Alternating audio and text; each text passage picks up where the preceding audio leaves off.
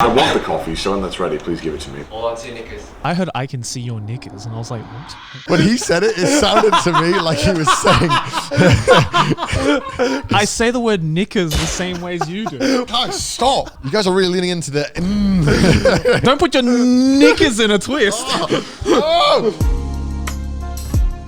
Hello and welcome to another episode of Trash Taste. I am your host for today, Little Baby Man. Oh, God, I'm still doing that. And together with me are the other little baby men and The little baby man. Have you seen that image on Reddit? It's just like the little baby All men. three of us. I fucking love that image, man. Of course you do. Finally, I'm as tall as you guys. The only time that Connor's actually going to be as tall as us. Yeah, exactly. I saw some guy make it his phone wallpaper, and I was like, thanks, guys. But yeah, you guys probably haven't seen any, you guys probably haven't felt any break. We felt a massive break. This is 6 weeks. Six weeks since we last recorded, which to me has felt like 6 months, right? Yeah. I've aged 1 year since I saw you guys. That's crazy. Oh my god. But yeah, so if you didn't know, me and Connor went back to the UK for 3-4 weeks, and then we had 2 weeks of quarantine. So basically scheduling that out, it comes out to about 6 weeks before we last recorded. Yeah. It has been since we started Trash Taste, I didn't realize how much my schedule relied on me going to Trash Taste and just seeing the boys, because it was weird just not seeing the both of you every week. I was so bored during September, not gonna lie. While you guys were gone, every Tuesday I was getting ready to go. I was like, oh, I don't have to. Honey, I'm going to work. I'm going to work, JK. Oh, we have our coffees, yes. Oh, finally. Oh, God, finally. yes. Thank you. So yeah, we went back to the UK. That was fun. Yeah, how was it? That was good. I mean, how long is it? 2 years, right? Almost since you guys went home 2 last, years. right? Yeah, it's been about 2 years. So it's been 2 years basically since I've seen any of my mates there or my parents or my family. Same. Was it emotional? Did you guys hug it out? Yeah. It was weird seeing my parents. Really? Because it was just I've only seen them through Zoom for 2 years, and it was just kind of right. wow, yeah. Yeah, it was weird having conversations with people not through a Discord call or the Zoom call, because you realize I've forgotten what it was like to just actually catch up with someone, not through a computer You're screen. damn, look at those graphics. Yeah, I can touch them It's now. no lag. I felt like when I went back to Wales, I felt like the Pope going around a small town. I was like, hi guys, hi parents, yes, come, give me a hug, I'll take a picture with you parents.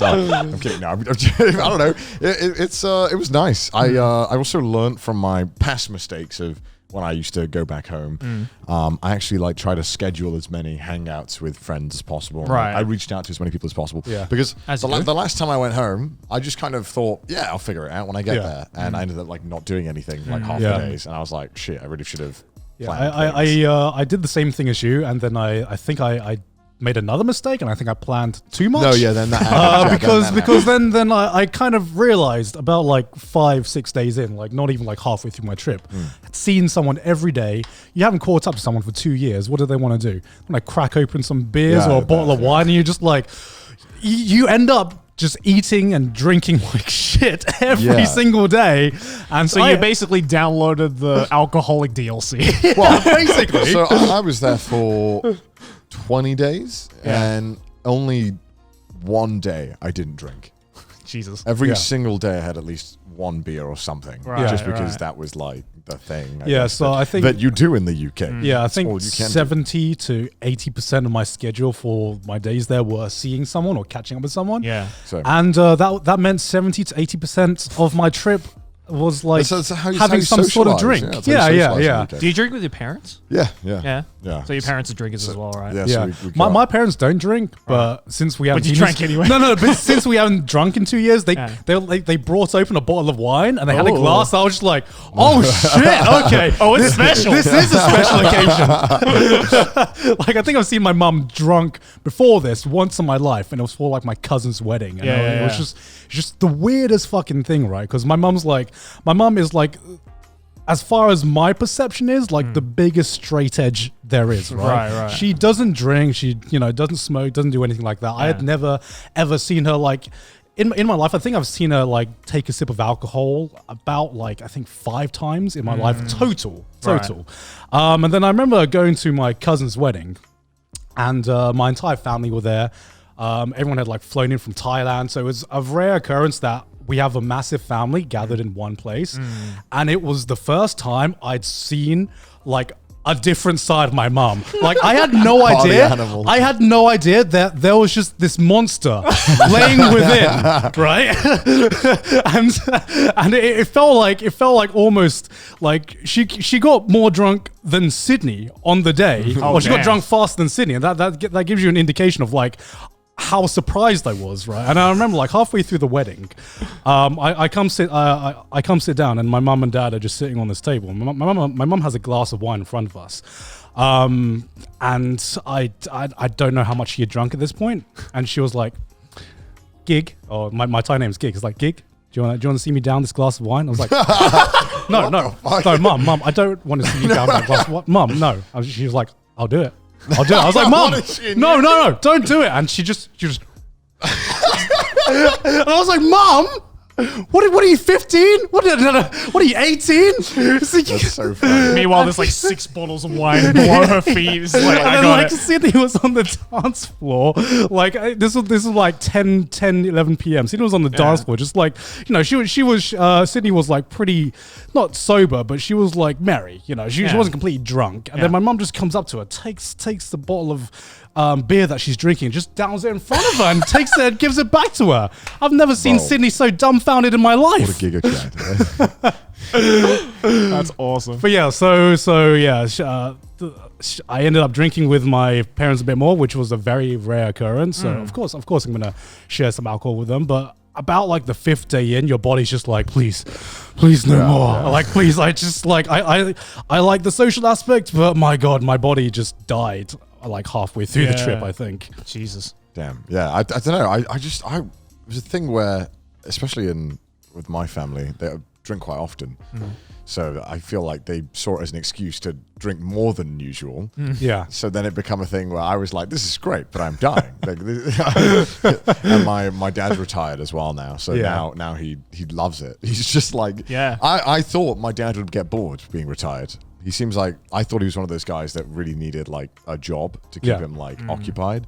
But yeah, no, he fucking loves it. He just gardens all day, and he loves it. It's like his like. That's the life, isn't it? Yeah, he's living. That is the life. He like bought a canoe, and I'm like, Oh shit. like buying a canoe? Who buys a canoe? That's like, what do you even store a canoe? Like, how do you even keep that? Like, I don't even know the logistics behind owning a canoe seem way too difficult. Like throw it in your backyard. Yeah, but I mean, like, seems like he's loving it, and so it was nice. It was great. At least he's picked hobbies that are going to keep him active. Yeah, right? yeah. It's, but there's other things he could have invested in. True. Yeah. And, he occasionally does do work. He does like helps a friend with houses, building stuff. I don't know. Yeah. For me, that's all like That's I mean, that's just like he's chilling. He's chilling. that's just retired. He's That's just vibing, dude. He's just That's just vibing. peak retirement right there, man. Yeah. That's where I want to be when I retire. Yeah, Just right. vibing.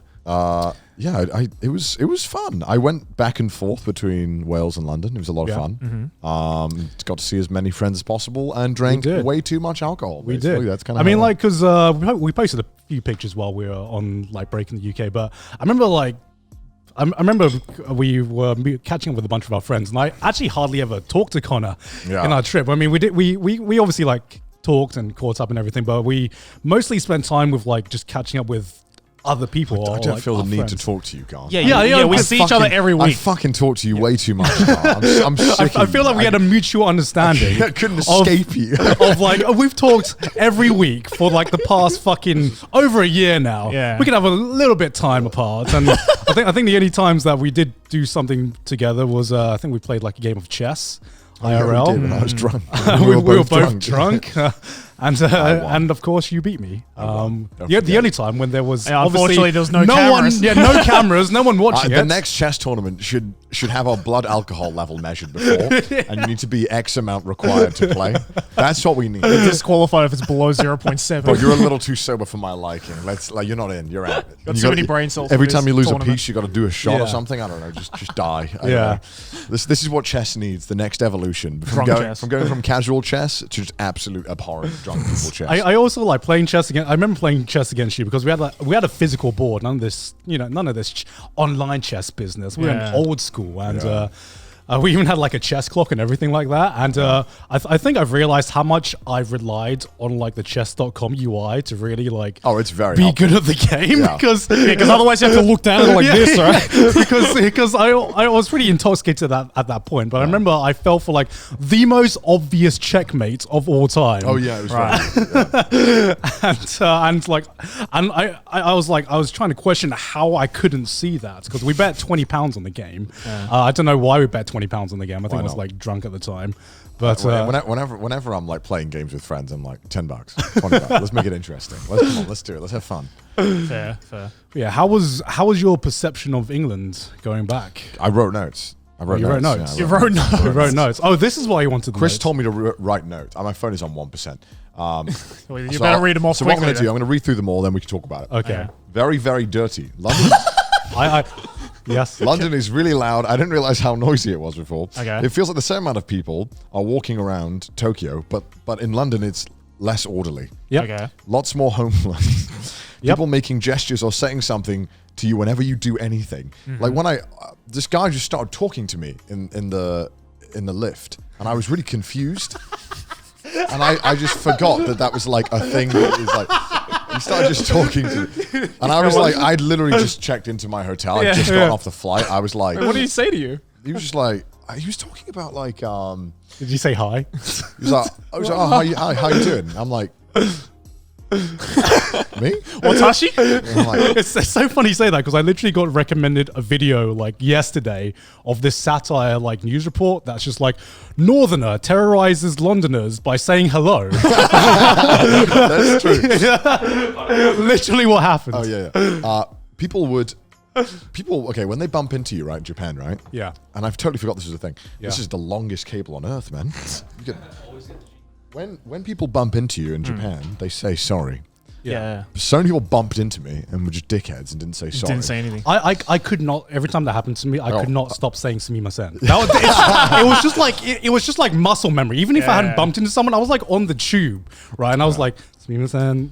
I was like, I'm not in Japan anymore. I need to stop doing this because no one else is saying this shit. But like, I just couldn't stop saying it, or like subconsciously. I had one thing that happens in Japan. Now I don't expect this, so I just noticed that it was different. Yeah. When you get a taxi in Japan, the taxi driver will always try and help you with your bags, even if you don't need it. Right. Yeah. It could be the smallest bag on earth, and he might try and come out and help you with it. Yeah. And that like never happened with taxis in the UK. I noticed. No. I was every time I had a suitcase or anything, they would just sit in the car, and then I'd have to open the boot too as well, which is fine.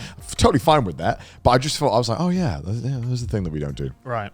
And that was most of them. Yeah, that was the most. I'll tell you the biggest, the immediate thing that I noticed about going back to the UK that I immediately missed about Japan.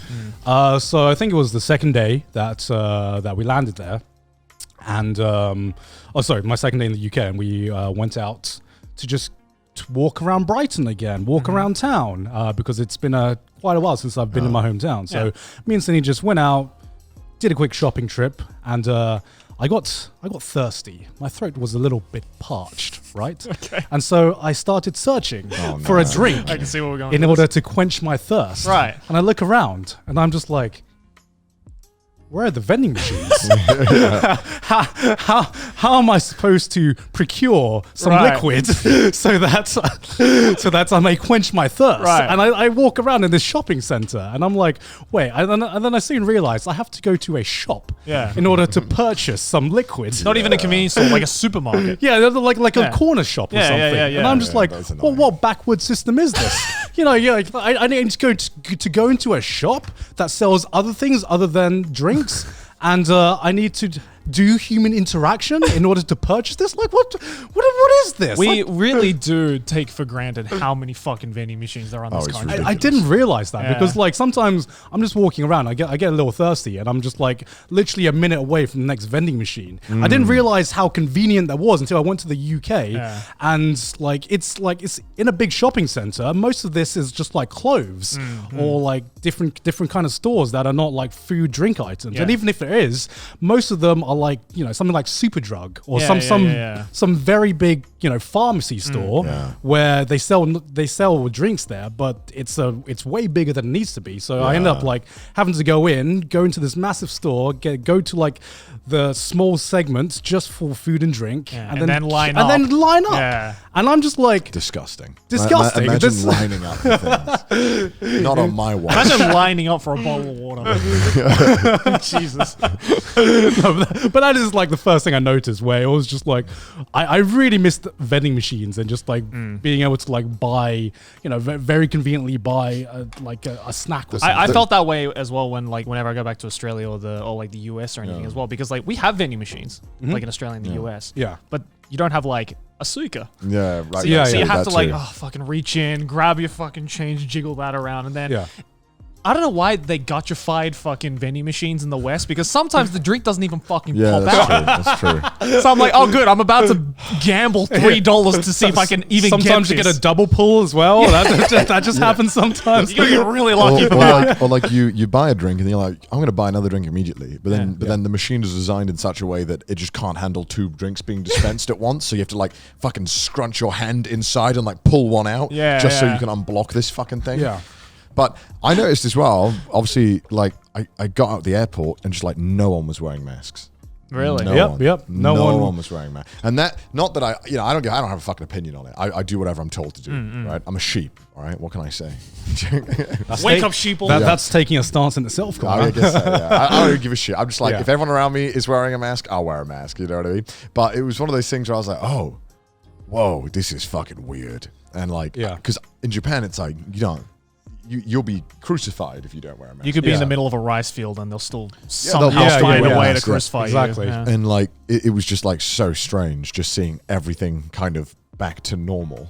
It was like the UK just took the route of, we don't give a shit anymore, open back up. But the rules are different as well between England and Wales. And because I was traveling between them, on Welsh trains, you have to wear a mask. On English trains, you don't have to wear a mask. But some trains go from Wales to England. So what happens is that when you get into England, people just took off their masks on the train. Which does nothing. Which then just eliminates the whole point of, I was like, I'm not that I think one or either is wrong or right. I'm just like, it invalidates both if you have to put it on or off. Given that you're on the same goddamn train. It was whatever. That was annoying. That's like you being on a flight and then like, we're now in Russian airspace. Yeah, it's like, thank God. COVID's like, okay, guys, I'm gonna head out now. Sorry, I can't survive in this jurisdiction. I need to get back. It was just like, all right, okay, that's kind of weird. And I was wearing a mask. And I thought this was only in in America, but someone came up to me and was like, take off your mask. What? Yeah, someone came up to me and was like, take off your mask. And I was like, I don't think I will. And then he was like, why? Where were you? I was in Wales. Right. He was saying something. Where you have to wear masks, right? Still in Wales? No, you don't. Oh, you just did anyway. But no. Right. I was like the only person wearing a mask. Right. Yeah. Because I also I looked like shit and I wanted to cover my face. Fair enough. I felt dreadful. But he came out to me and he was like, take off your mask. And I was like, no. And then he was like, why? Why are you wearing a mask? And I was like, I just ignored him. I was just like, I carried on my phone and I was just like... On the train? No, outside the train station. I was waiting. Okay. And he was just like, take off your mask. And I was like, no. Why? I don't know. Some people get weirdly offended by it. Yeah. It's like, sorry, I'm protecting myself. And you. Like one time I was wearing it as well. And a guy asked me, he was like, are you wearing that for me or for you? And I was like, for me? I mean, both, Yeah. technically? Well, because the thing was that even though, because we had a flight to get on. So I was coming up to that flight, I was like, I'm wearing a mask because I do not want to get COVID of course. and be having to rearrange all my plans and delay trash taste. Yeah, of course. So that's why I was wearing it. And then I was like, oh my God. I was like, why are so many people fucking coming up to me and telling me to take off my mask? Because you're taking a Fuck stance. off. And like, I think going back to England, because I had very similar experiences. Yeah. Where every time Fucking weird. every time I'd meet like some group of friends, they'd question me of like why I chose to wear a mask, why I chose to put on this mask, Why I became. So the name of your autobiography. The mask chose me. They didn't listen to me until I put on the mask, and so like I would get questioned about it, and I'm just like I don't know, I need to fly back to Japan still in kinda like used 2 to it, weeks. yeah. I'm pretty used to it, and I just don't want to take any risks. I don't know. Like that's just my opinion, man. Like I don't know. It's like why do you have to be like accused for protecting yourself? Like I'm not saying That's like being like, why are you wearing the condom? Take it off. it's not like I'm going around being like, put your mask on, I don't give a shit. You don't need to. If the government tells you don't need to wear it, I don't give a shit. Yeah. Don't wear it. I'm just gonna wear it. But the government also says don't wear a mask, right? Yeah. Like it's not like they're gonna fucking take your mask away. I just feel like what I've realized going back home, at least in England, it became very like political. Yeah. Like it's like as everything does. But I feel like we got sheltered from that in Japan because everyone here wears a mask. And everyone here wore a mask before COVID, and that's why it was like super easy to just integrate that into society. Yeah. Whereas like people just don't like being told what to do in England, and a lot of America as well. It was something where just doing this one thing, like wearing a mask, was like in that environment, you were making a statement or a stance or a choice that was conscious, I guess. And I just never really thought about it that deeply. Yeah, it's like, I get that, but it's like I don't know why that is subject to ridicule or criticism, right? It's like it's not like you're doing something bad by protecting yourself. Yeah, I don't know. It was weird. I get it if it was the other way around, right? Yeah. Yeah, I mean, this is just, the way I looked at it was not even a political sense. I was just like, I just want to wear it because I want to wear it. Fuck off. Like, Like if I me was wearing a hat, would you tell me I can't wear a hat? Like, Like if Take it off. Fuck. Like, What are you hiding? Yeah, I'm balding. Bro, leave me alone. like me before going to England, I'd never really thought about it that deeply. I think I've thought about the difference between chicken breasts and chicken thighs more deeply than wearing a mask. That's You should have just turned around and go being like, it ain't that deep, bro. I'm just wearing a mask. Get off my back. That's why I was just like, no. I was like, leave me alone. What are you gonna do? Like, Rip the mask off of you. I was like, oh my god, I couldn't believe it. I was just like, fuck off. Jesus. One positive thing that I think changed about England though since I've been back is ever since the pandemic, a lot of big establishments now have made it possible for you to just order your food via QR code. Oh yeah, that was Yeah. I know, and I was just like, great, we're getting to the Japanese way of things now. Yeah. Less human interaction. Brilliant. Although I love it. I was at Nando's. As you are. I had to pause there just for dramatic. Yeah, I was at Nando's and I was trying to order my meal, and I was in a kind of a rush as well. Yeah. So I didn't have much time, and I thought, it'll be easier on the app. Turns out, like this specific Nando's restaurant just didn't have good cell phone service, and they didn't have free Wi-Fi. So I was like fighting for my life trying to order this fucking thing, and every single time I got to one web page, it just could not get to the next one, and it was like I had to keep resetting. Spent about 20 minutes trying to order this meal that I only had 10 minutes to eat. Yeah. And then eventually just went up to the counter and I was like, "Give me this," and they got my fucking order wrong. You just couldn't get a dog. I was like, oh my god, man, I'm fighting out here just to get some Nando, and it was terrible. I mean, it didn't taste good either. Really? This specific Nando's did not taste good, and I Why? was like, I What don't know. did you order? I ordered a butterfly chicken burger. You mean the chicken breast burger? Yeah, chicken breast. Don't. Chicken. Just don't. Just I had great Nando's when I was back. I fucking missed that. The chips were kind of shit. The coleslaw was not as good as I remembered. I don't know. It was. I don't know if my taste of chicken. Maybe Nando's isn't just as good as you remember. Maybe that Nando's specifically. I need to try more Nando's because I had KFC and that was fantastic. I had UK KFC was so goddamn good. UK KFC is I good. missed that so much. I'll tell you the second biggest thing I noticed, which was I really, really missed Japanese food service. It's so many times I'd go to restaurants and like half the tables still had the shit from the previous customers on it. Yeah. And I was like, oh, yeah, that just like isn't a thing in Japan. Like that shit's gone immediately. Yeah. Oh, yeah. Like they won't even let you in the restaurant.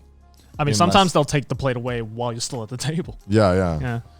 Yeah, because like I think after being there for like 2 weeks or something, you've had like all the food that you missed from being in Japan, and then after that, you go back to your usual eating routine, and then you're just like, man, like you forget how good Japanese food is, and just like Japanese restaurants in general, because like you order anything here, even if it's off Uber Eats or you go to a random restaurant, and it is just like really good food standards. And I just have forgotten how many British establishments were just really, really fucking mediocre, right? And like after you after like the novelty wears out of, yes, I'm having all these things that I've missed being out of the UK. Yeah. After that wears off, you're like, damn, Japanese food is just better. it is just so much better. And I've really felt that in my last week in the UK, where I just missed having good food on the daily. And Did you have any Japanese food while you're out no, there? I didn't have any Japanese food. Some of my friends wanted to, and I looked at them like, no, we're not having Japanese food. It's like the first time I ever went to LA and they took me to Little Tokyo. I was like, you fucking kidding me? I came from Big Tokyo, It's like motherfucker. that episode of The Simpsons when they go to Japan, they go to America town. Yeah, And it's just like, no, come on. Yeah, because like what I didn't understand, because I just realized this, is, the UK is also an island nation like Japan, but Japan has really spoiled me with good seafood. Yeah. And just, fresh seafood that you can find Try to avoid everywhere, seafood. basically. And just like getting good seafood in the UK is so fucking difficult. And I don't know why it is, because we're an island nation that is smaller than Japan. Our coastline should be easier to get to. Why is it so hard Less to find good? distance to travel, Yeah. Why is it so hard to find good seafood? Oh, That is not just like fish and chips, Yeah. I did have a good lobster, actually. That was Did really you? good. Yeah, it was good. But how much did you pay for it? You don't want to know. Yeah. It was. That's the thing, right? It's probably like if you want good seafood in the Yeah, UK, you yeah. probably have to Yeah, pay yeah. arduous amounts of money for You it. do. It was exactly. it was like a seafood pasta, Yeah. and I was really craving lobster because I was like, I didn't really get lobster in Japan, and I really wanted like a creamy. Do we get lobster in the UK? Yes. If you can pay for it. It's quite expensive. Yeah. For like not frozen canned stuff. That's Yeah. why. Yeah. And it was really good, and it was probably the most I'd spent on a single dish in the UK, and it was something ridiculous, like $30-40 or something. Woo. But man, was the lobster good? Yeah. It was so worth it. Worth? Yeah, every once in a while having like something like that, Yeah. like treating yourself to something kind of that expensive is very nice. Yeah, But yeah. definitely something I felt so guilty for when I looked at the bill. I'm like, I literally had a pasta. And I'm like filing a mortgage. I'm like, holy shit.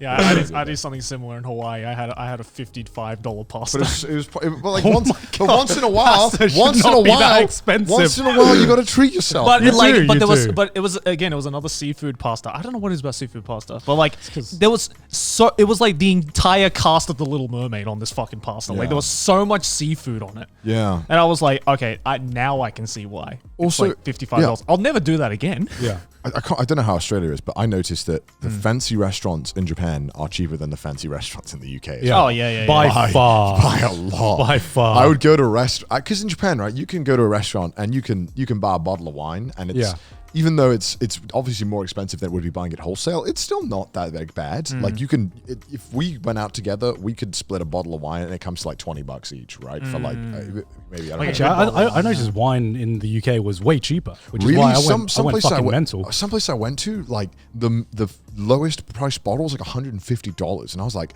I want wine. What kind of bougie ass place are you going? Yeah. Not even like that bougie places. Like Right. these were like. But the wine was bougie. I think I don't know. Maybe I should fuck me for trying to eat good. No, because I remember going to like Tesco's and Co-op to buy like some wine, and I recognized some of the wine that was available Okay, there, store or like wine's very premium wines here in Japan that is like $20 plus. You can That's get for true. like a £5 or £7 in like Tesco's, and I was just Yeah, like, but I think that's just because Japan isn't really a wine drinking. no, that's country exactly yet, it. right? Yeah. And for the most part, when I noticed wines that were available, you can get wines for like a much cheaper price. Yeah. Because if you're drinking wine in Japan, you eating good. You know, Oh, you drinking good as good. well. This is the hard part. I wanted to have the wine that was way cheaper and nice, but I also wanted to drink all the beer. So I had to like. It was very hard having to decide. You can't do both. You can't mix and Yeah. match, otherwise you end up in you're going to be in a coma the next day. Because I had to drink the next day, so I had to make sure that I was in peak condition at all times. So. That was the biggest thing that I forgot about, which was tactically choosing how much you drink so you can survive and drink the next day as well. Yeah. God, we sound like such alcoholics Yeah, now. right. Because I miss having like nice. You can get IPAs and stuff like that in Japan, but Yeah. like I love like the craft beer in the UK. It's really nice. I miss having good ciders. Cider Ciders was as like well. the biggest thing. Yeah. That, like I went. lagers. I miss having Lagers, nice yeah. lagers. I don't know. I just missed that, so I drank a lot. I had a Tesco meal deal as well. How was it? Was it good? It was amazing. I was like, all of this for £3? Get out of here. You He guys. says after having his lobster pasta, Yeah. goes straight to Tesco's. I bought that lobster pasta for like $30, $40. I don't know how much it was. And it still didn't make me as happy as that £3 meal deal. And it was better. Honestly, parts of it tasted better. I was like, oh my God, I get an innocent smoothie. It's like £3 smoothie in this £3 meal deal. They're practically giving it away. I was happy going back to Nando's. That was like the biggest. I'm home now. I am now home. I had Subway as well. That was nice. Oh, Subway. I've forgotten how good Subway was outside of Japan. Because Subway in Japan, if you guys don't know, you can't toast the sandwich. You can't you can't pick your bread. No. There's it's 2 choices of bread, I think. What the fuck is the point if you can't pick your bread and choose to toast it? Like, I was so shocked when you couldn't toast your sandwich in Japan. I was like, you what? That's like the best part of any. I don't even like Subway that much. That's literally the drawing point of Subway. Yeah, because I don't even like it. Because we can like Uber Eats Subway here, and sometimes when these two don't want to choose, they order a Subway, and I'm just like, no. If I'm not having my Subway toasted, it is not a Subway. Yeah. I had a lot of fast food. Yeah. And I'm surprised I'm not obese by the time I came back with the amount I drank and ate. Every time I saw you in the holiday, I think you had a bag of crisps in hand.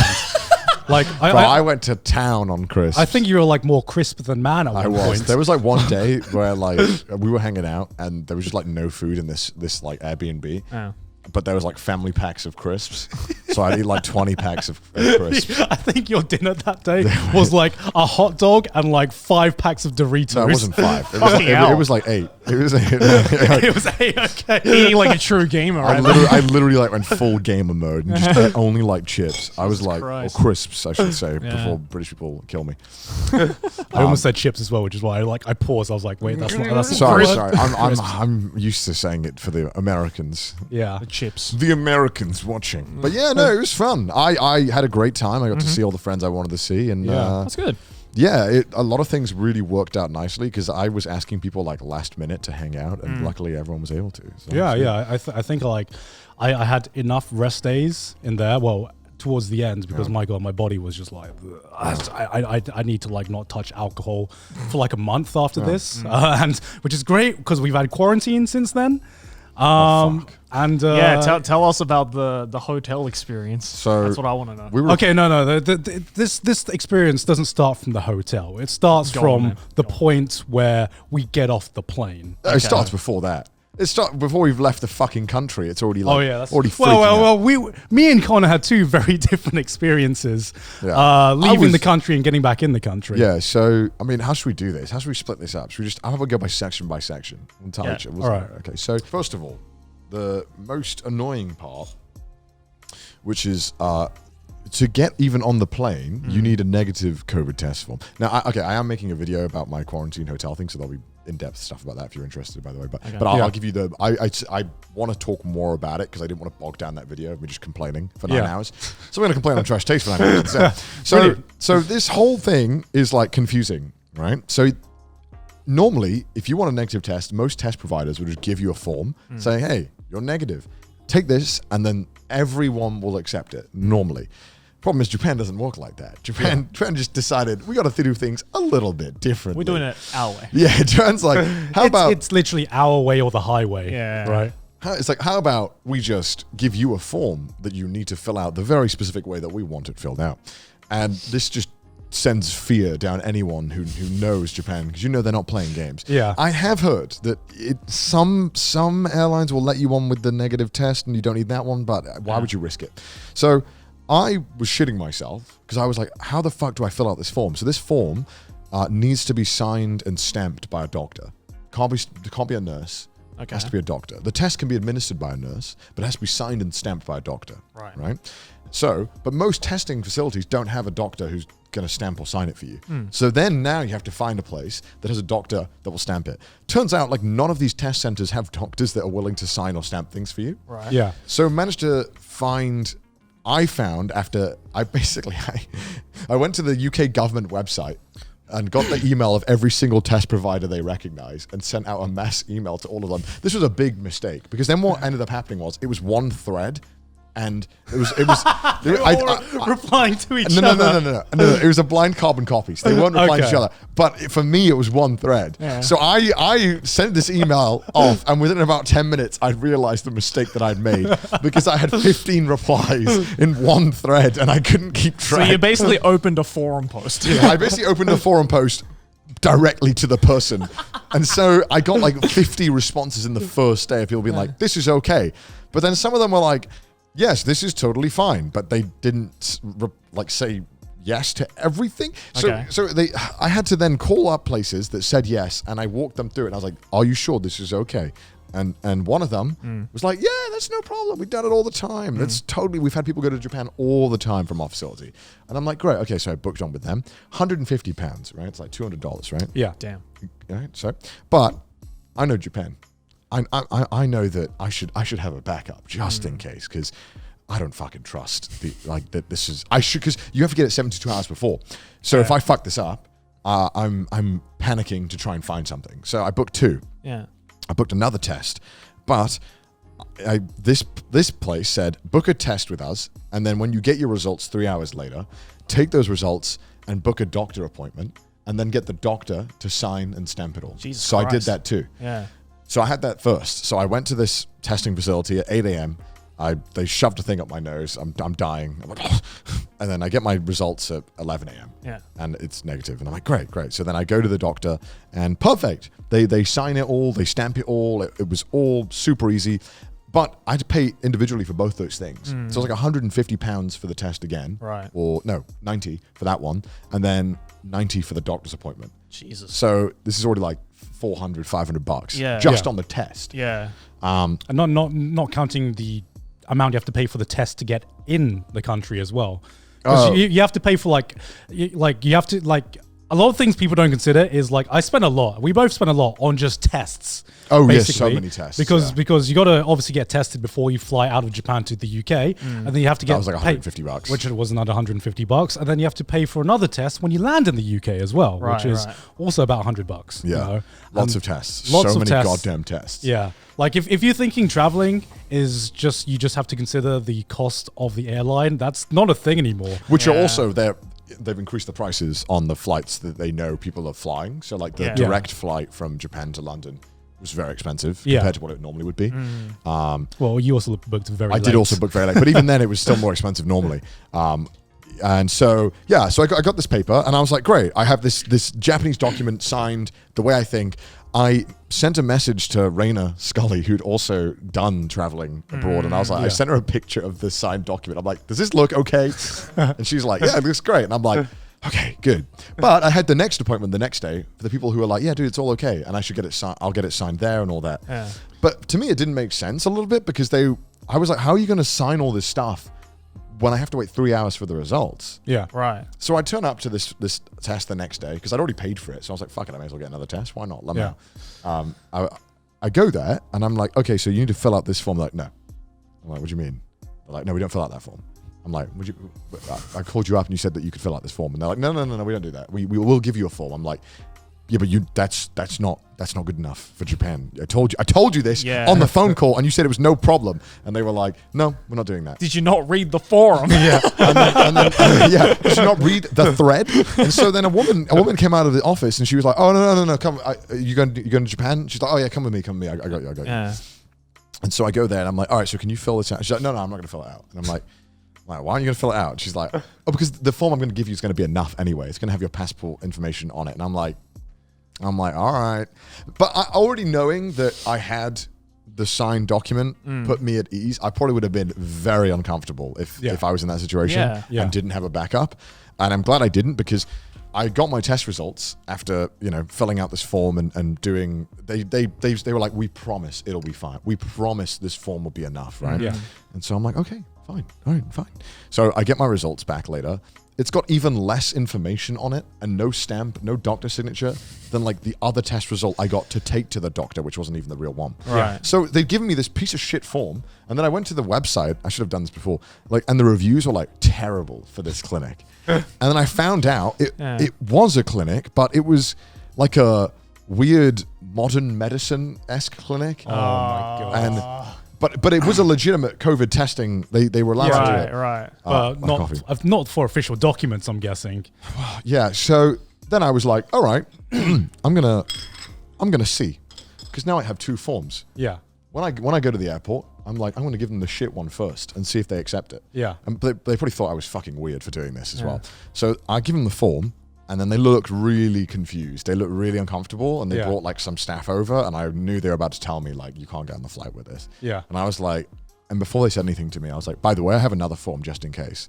And they looked at me like, what? What do you mean? They're like, oh, I have like another test with the form filled out. And they looked at me like I was doing something really bizarre. I imagine it would be. They were like, why don't you just give us it? It's like, why did this guy do like a bait and switch? Because if I paid $150 for this, I wanted to make sure that it was bullshit before This man limit testing the system right now. Why did you like beta test? I wanted to see if Don't worry, here's the full patch. I got it. I wanted to see if I had been ripped off. And I realized now, I played Paper Please the other day, and I feel like, oh, this is what they did in Paper Please. Some people just wouldn't give their passport or something. But it doesn't matter. But yeah.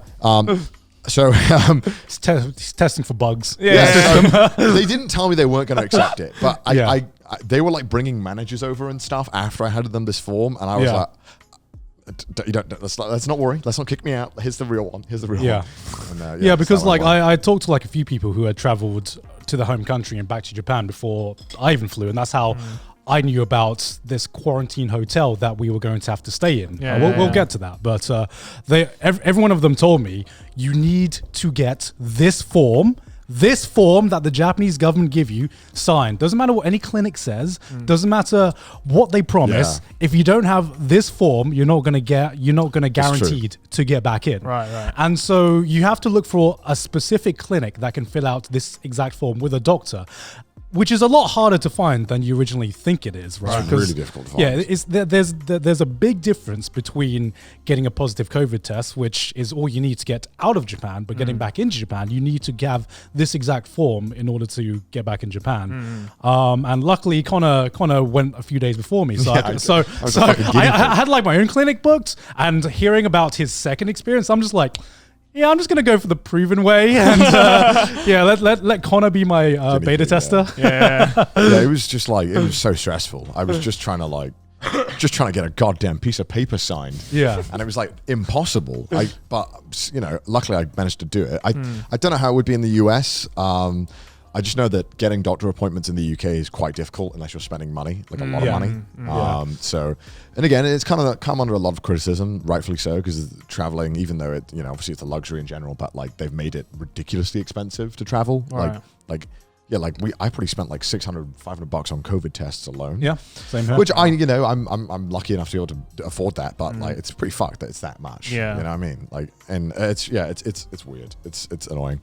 So then got on the plane, and then it almost felt too easy because I got through check-in and it was super easy. Like, was it easy for you as well? Yeah, it was very easy. Showed them the paper. They were like, have fun. And once you show the paper, which was the same for me, like going out the country, once you show the paper and everything's accepted, then it's like it's the most stressless experience I've had in an airport because it's fucking empty because no one's traveling. So like no queue for like security or anything. You just walk straight in, and it's just a breeze. I've never had after everything got accepted, I've never had a more pleasant experience in an airport, and I never thought you could have a good experience in an airport until now. Sure. That was really chill. I had a great time at the airport. It was I just charge all my devices. There was in my terminal, I think I counted, there was like 20 people in the whole waiting area. Wow. Of the whole thing. Yeah. So you had like, your whole section to yourself. It's really nice. Pretty good. Yeah. But then it came to coming back into the Japan, and we obviously talked about the documents. Then it that was just the start of the process. Right? Because you get off the plane, and obviously you have to present the same documents and everything like that. And they put you into this queue of just checkpoints, and there's like 8 checkpoints. That's before immigration. Fucking hell. So you have to do 8 checkpoints before you can even get to what is normally the annoying part. Yeah. And you kind of like you go in and they present you these documents, right? And then they give you a fucking tag. right? That you have to put over your hand to identify you. Let me show you. I got- Like a fucking slaughterhouse. That is exactly it. So you're literally like being cattle, being herded through. It's how they know you're going to the quarantine hotel. They put this comically large thing on your hand, like this. They literally tag you, right? I'm like, And I took it off for a second, and someone shouted at me because I wanted to get my coat off, and I took it off, and they were like two men came over, like shouting and like panicking at me and pointing at it to put it back on. And I was like, what the fuck, man? Like, give me a fucking second. So like you have to, they give you about like 17 million documents that they will like check across like this journey that you take. Because and the thing is, like, you present this document, they check it, great, go to the next checkpoint. They ask for the same document, and they check it, you go to the next point. And for some reason, like these few documents that you have get checked a total about like 5 times. Like by different checkpoints, even though nothing changed between you walking from point A to point B, right? There's like 8 stops, right? So the first stop is so this is also a thing, right? No one told me this. You have to keep your boarding card. No one told me. Normally on airplanes, I just like fucking, the moment I'm on the plane, I just like put the boarding card in my pocket, scrumpled up or something. Yeah. But that's really? Because you don't need it anymore. You're on the plane. You do. The luggage tags. What do you do with the luggage tags? Because that's normally on your card. Oh no, they normally put that on your passport or something. Oh really? But the luggage tags, I know my bag. I've never had to use it. I always hold on to it until I'm out of the airport. Oh, the luggage tags I keep, but normally the boarding card I would like just scrumple in my pocket or something. Oh really? No one told me you needed it, because you never need it at an airport, right? I just hold on to it just in case. Just in case. I don't throw it away. I'm not like on the plane fucking tearing it up, but I don't think about it much. I kind of just whatever. But you needed it. So when you get off the plane, they ask for like your passport, your boarding pass, and the documents. Now, I printed off all the documents that the Japanese government told me to have. Yep. Turns out that some of them they just give you on the plane anyway. Yep. So I didn't need to print them out. So I didn't even end up using my version. I used the ones that they printed out for me. Right. Because it was like smaller, and the one I printed out was A4, and it was like I didn't really understand. So you have these 2 documents. One of them is a declaration saying that you're a good boy and you won't leave your house and you won't break quarantine rules. Okay. And if you do, they'll deport you. Okay. And if you're a Japanese... Not ominous at all. Yeah, and if you're a Japanese national, I think they will do criminal charges or something. I don't know how much they're enforcing it. And another one was you have to circle the countries you've been in the past 14 days. Yeah. And then just sign your name and stuff. And then they always check this, and they put a lot of your information on this sheet. I didn't realize which sheet was going to be important. Yeah. So I didn't either. The first check is they check those documents, and the next one is the wellness check, where they take your temperature, and then you have to do a COVID test immediately at the airport. Okay. So you like a PCR test, not like a antigen test as well. So the difference between a PCR test is you have to like take your spit. Yeah. Whereas with an antigen test, I think you can just shove the thing in your nose. Shove the thing in your nose, and it's like almost an instant like response with the antigen test. With the PCR, it takes like an hour or 2. You need a centrifuge for it. So they have a centrifuge. It's the other way around. The PCR test is the one up your nose. I think the antigen test is the one. No, I think you can. I mean, I took both. The PCR test is the one that takes the most. All I know is that they put it in a centrifuge. That's like that's how they test the hard it out, part. I think that's why they can do it fast. But so you get like asked, oh, are you feeling okay? They check your temperature. Again, I don't know what happens if you have a high temperature.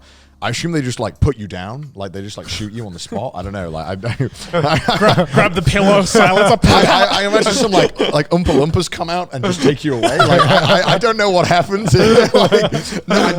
Nobody. So you get melted into the chocolate because like it's so fucking scary, man. Like you are literally treated like cattle. Like anytime I asked anyone questions, I got like looked at like a fucking weirdo. Like, why is this cow talking? Yeah, they were like, so before we go on to, I'll explain more of the flow. Actually, no, okay, I'll do it after. So, you go to the wellness check, and then you have to do a COVID test immediately. Problem is, right, I was really dehydrated, and I needed to start spitting. Yeah. And I couldn't spit anything. I was just spitting air, like. And on the wall they had pictures of plums and lemons to help you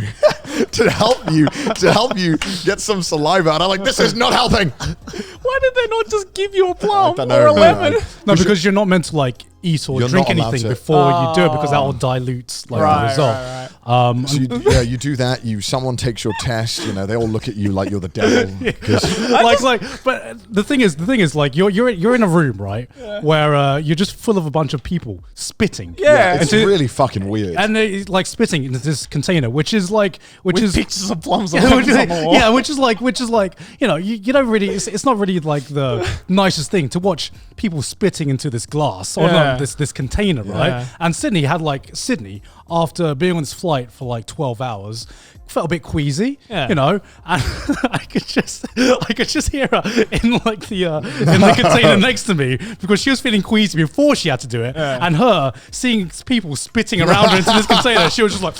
Oh no! And I felt so bad. I felt so bad because it does. You do feel a bit sick seeing that just a stranger spit, just be like, It's like fucking being weird. handed It's over. really fucking weird. And That sounds so post-apocalyptic. you do the spitting thing. You give it to someone.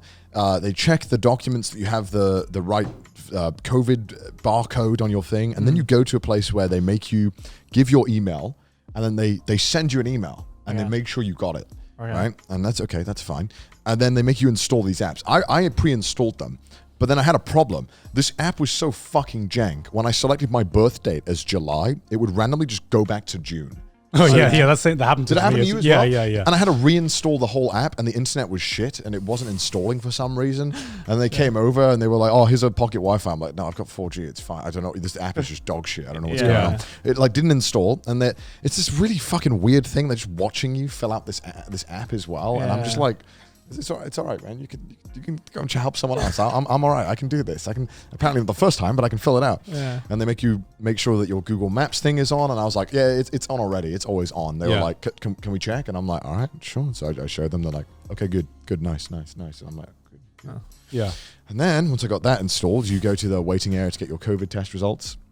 Which takes a couple of hours, right? No. Mine took 30 minutes. How long did yours take?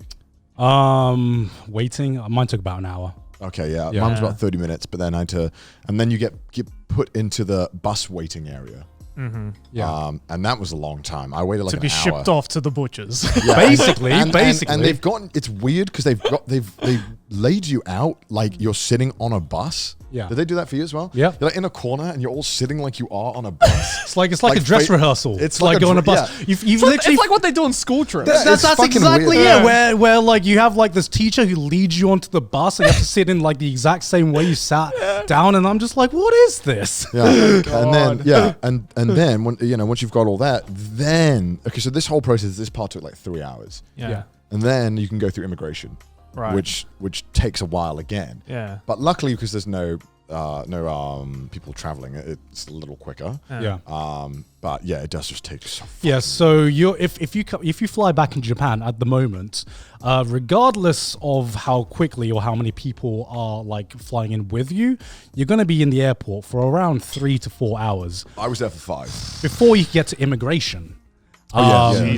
Before you can even get your bags, because I was there wondering, am I even gonna get my bags today? Yeah. Like what's happening with that? So I was so tired as well. You're basically after your 12-hour journey, which is what we had, 13 hours on a plane. You have to endure another 4 hours in an airport being herded through this system, which like it kind of felt like this dystopian society, you know, where you were just treated like cattle, like a piece of meat, being herded through. Yeah. You were there to be processed, which is It was exactly weird, man, because I don't know what happens if you just don't follow along. Yeah, Like, it was just really weird and very strange. You are treated almost like a disease rather than a person. Yeah. Which I don't give a shit about. It's whatever, but it's just weird. And then waiting for my bags took so long because obviously when you get your bags in the airport, you can just go. Yeah. Because we're all on the same bus. And we're all dirty travelers.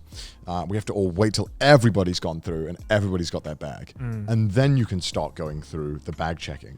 Yeah. So you can't once you've got your bag, you still got to wait. And then I don't know if this happened to you. Did they bring out like search dogs and stuff? Yeah. And they checked everything. Oh my Yeah. god. And I was like, oh my, bro, I don't think the dog can smell COVID, can it? Like, what is this? I'm like, this is a joke. And they were like, did they like interrogate you about what you brought in? No. They were like asking me like, "Do you have any food?" And I was like, I got some snacks. And they were like, "What is it? What is it? What snacks?" And I'm like, "It's like a nature bar." And they're like, "Does it contain meat?" And I'm like, "No. It's a fucking nature bar." I don't know. Like, it was just weird. They were like grilling me about like these cereal bars I had. And I was like, it's a fucking cereal bar. What do you mean? Look at it. It sounds like typical Australian customs to me. I mean, illustrate. Yeah, it makes sense, Yeah. right? And yeah, we finally got through it. And I was talking to this old Japanese man because he'd lived in the UK for like 20 years. And he was just so funny. He was just like, "I miss pub already. I miss my friends. I have good friends in pub." And I'm like, "Yeah, man, I love the pub too." Yeah. And I was like, where are you going to? He's like, "Oh, I'm going to Kyushu." I'm like, "Going to Kyushu? What the fuck?" Because you can't, how can you get to Kyushu? Yeah. So he was quarantining in Tokyo for 2 weeks and going to Kyushu. I was like, "Fuck that." Jesus, Fucking hell. Yeah. This poor guy was like 70, and because this guy was a 70-year-old Japanese man, they didn't even try and make him wear a mask. Like, he just took it off and no one told him to put it on. But anyone else who even took it off, they stopped and they were like, "Put your mask back on." What are you fucking playing Squid Game all of a sudden? Like this, literally, like, he's like the OP old guy. I immediately befriended the old guy. I would have won Squid Game. We started chatting, and we were just chatting the whole time. But I was like, "Bro, I think you should put your." I told him, I was like, "I think you should put your mask on." He's like, "They won't make me put it on. I'm too old." He's like, "I'm too old. They won't make me do it." And to be fair, they didn't make him do it. I was really impressed. He was that kind of amazing old man that just did not give a fuck anymore. And he's like, "I'm far too old to give fucks about your rules," which I respect. But also, I was like, "Bro, they've got guns, man. Yeah. Put the mask on. It's literally Squid Game. They have guns, bro. Put them." I'm trying to help him out here. I'm like, My God. and we got through. Of course, this old man, they didn't make him fucking open his bag or do anything. And I'm next up. They make me fucking open my bag. And I've got like 3 bags. And I'm like, for fuck's sake. He's like, "Do you smoke cigarettes?" And I'm like, "No." And he's like, "What about tobacco?" And I'm like, "No." And then he's like, "Do you have any?" I'm like, "No." I just said no. What? Can I have some? Yeah, I'm like, what do you want? Bro, I just want to hit, man. I just want to hit. Give me a hit. After that, after you finally get through all that, I'm assuming this is the same for you. Yeah. You get on the bus. Well, we had to wait 30 minutes for it to fucking go. Yeah. And then, because it was peak traffic hours at this point, it took an hour and a half to get to the fucking hotel. So not fun. But where was your hotel? I can't remember where my hotel was, but it was a They different hotel. blindfolded me in the bus. Honestly, I got in the bus and I just like fucking conked out. Oh, really? Man. I couldn't. Yeah. It was like Squid Game. I could 'cause hear I'm the just Squid like, Game music. No, they didn't need to gas me. I fucking Honestly- conked out honestly, myself. honestly, Like, if they- Jesus if fuck. they- if they- Woke up on a bunk bed. if they could have gassed us, they would have. Congratulations, you're here on quarantine day 1. They took us. Only half of you will survive. They took us all the way from Haneda Airport, which is like very south of Tokyo, to Ryogoku. Ryogoku. It's like an hour and a half away. It was like North Tokyo. Yeah. And I've never been to Ryogoku before. Yeah. And it was literally, we were staying right on top of the sumo stadium. Yeah. Okay, mine was like 20 minutes away from the airport. Motherfucker. And so, yeah, we'll get into how fucking good your treatment was, Garnt. And so we get to this hotel, and I shit you not, there is like 40 armed guards at this hotel. For like 20 of us. It was ridiculous. It's like literally Squid Game. It was literally like 40 armed guards, and like all they did is just watch you just get off this bus. Right. And they are watching you the whole time. But again, presumably, I don't know why. Like, this seems excessive. I don't even think the prison system has that many fucking right. guards. No. And so these hotels have been completely converted into COVID hotels. Right. Like they're closed to the public, and only there's one right in Shinjuku Sanchome. I walked past it and I saw all the guards and with all the face masks on. Yeah. And and it was just weird. You had to wait. Again, you have to wait, for fuck's sake. You have to wait another 30 minutes. Finally, you get to a table where a woman talks to you, and she was explaining what you could and couldn't do, but her English was really bad. And obviously, again, I know this is my fault. I don't speak Japanese, but I was like, I asked her a question, and then she just got really like, what? She like didn't understand, and I was like, maybe I can ask someone else. And I felt really bad, but then someone else came over who spoke like perfect English, and I was like, right, so come on, tell me what's going on. What am I doing here, man? And also, this whole time during this whole thing, I kept asking everyone at every single checkpoint, do you know how many days I'm spending in this hotel? Because they said 3 days, right? When does 3 days start? when would you think it would start? Like the moment you get to the hotel, right? No, Right? that's day 0. Let's day 0. But here's the thing. That's orientation. At every single checkpoint, I asked people, which day does it start? And everyone said a different thing. So I didn't know how long I'm staying in this hotel for until at that thing where she says, hey, you will get a test on this day, and then if it's negative, you can leave. That is when I found out how long I'm staying in this hotel for. Right. And so if you get a negative test, you can leave. But yeah, it was fucking, oh my God, it was fucking terrible. Just getting there. Not even to mention the hotel. Oh my God. Yeah, because what was your room like? So it's a nice room, and like Appa hotels, although... Because you stayed in the Appa Hotel, right? Yeah, did you not? I didn't stay in Appa Hotel. Appa Hotel is a chain of business hotels. Yeah. Also very famous for having a very funny book in them. Have you heard of this book? What? It's a revisionist book of Japanese history. That is quite what's the word? Racist. That's the word. That's the word. No, it's like it was a really famous book, and it caused a lot of controversy up to before the Olympics. Yeah. Like the Chinese team refused to stay in the hotel because of this Oh book. yeah, I heard about that. Yeah. Because this book is like, it would say that like things that Japan did never happened and stuff like that, right? So it was a very, it's kind of a somewhat weird, controversial, and the owner is a controversial figure of Appa Hotel, I think, as well. Anyway, staying just a fun little history. So this hotel, I had one of the rooms, and it's just like, it's a business hotel, so you're not supposed to like be in there all day. Yeah. The idea is that you travel to like somewhere in Japan, you do your business in the day, and then you sleep at there. It's just used to shower and Yeah, sleep. because It's got everything you need, I've stayed in the Appa Hotel as well. Yeah. Probably like they're all very similar style. Yeah, extremely I remember similar. like there's only enough space in there for a bed. Yeah. Yeah. And there's no room to walk at all. It is very much like a prison cell. Yeah. Because you do have a TV, right? But the TV's right, like you can probably kick the TV with how close it is to the bed, right? Because it has like enough space to contain a human being in it. Right. And that's what it's designed for. Yeah, so I'm 5'10", and my feet were just at the end of the bed. Yeah, yeah. So if you're like 6'5", I'm Yeah, like, yeah. bro, you're fucked. Yeah. And I show it off in the video a lot that I filmed, but you get this room, and there's about 2 steps horizontally and like 2 steps vertical of walking room. So that's all the room you have. You're not allowed to leave the room, obviously. Yeah. And if you do try and leave the room, there is an armed guard outside who will shout at you if you even open your door for longer than like 5 seconds.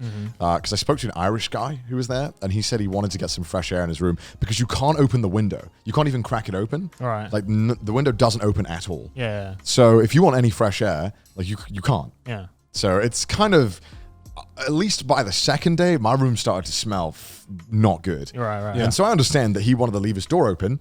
Apparently, like 2 guards came over and like told him to close the door. And if you do it again, they'll like do something. Proceeded or to something. beat the shit out of him. I don't know. Like, oh my And then we God. never saw him again. But right, and now so you spent 3 days there, right? If you get a negative test, you get to leave. Yeah. Right. The scary thing is the moment I landed and I got into my hotel, I got an email from the Ministry of Health telling me that somebody on my flight tested positive for COVID. Oh shit.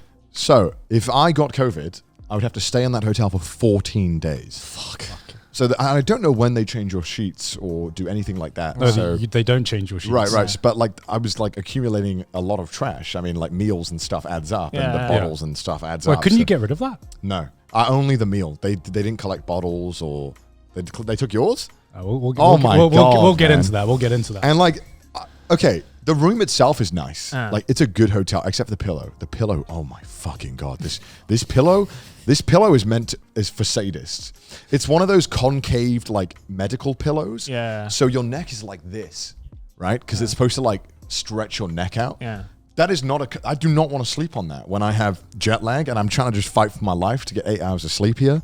And so I told Garnt, I was like, bring your own pillow because these pillows suck. But you didn't have Appa Hotel, so I guess Yeah. you didn't need it. But yeah, definitely the worst thing was not being able to walk or have fresh air. Yeah. And I thought, okay, at least even in prison they get 1 hour of outside time a day, right? Yeah, can yeah, I have 1 hour of outside time, please? I want some walking, but it's only 3 days, so it's Yeah. not bad. Yeah, it was shit, but you had to be done, right? And then the meals were crap, right? Like Yeah. you guys sent me pictures of the meals. No, yeah, I posted one of them and I was like, this is the saddest breakfast ever, and it caused like a fucking argument on Twitter. Like, you almost got cancelled on Twitter for I that, know. didn't you? Everyone was like, people were like, man, Connor's privilege has been acting up so much recently. Yeah, did you say something like fucking I don't eat breakfast or something? I was like, I don't eat breakfast, right? And this breakfast, right, had like French fries, sliced ham, which is fine, but Yeah. hot like those single cheese slices sliced in half, Yeah. one small tomato, one piece of broccoli, a quiche or an omelet. I still didn't know what it was.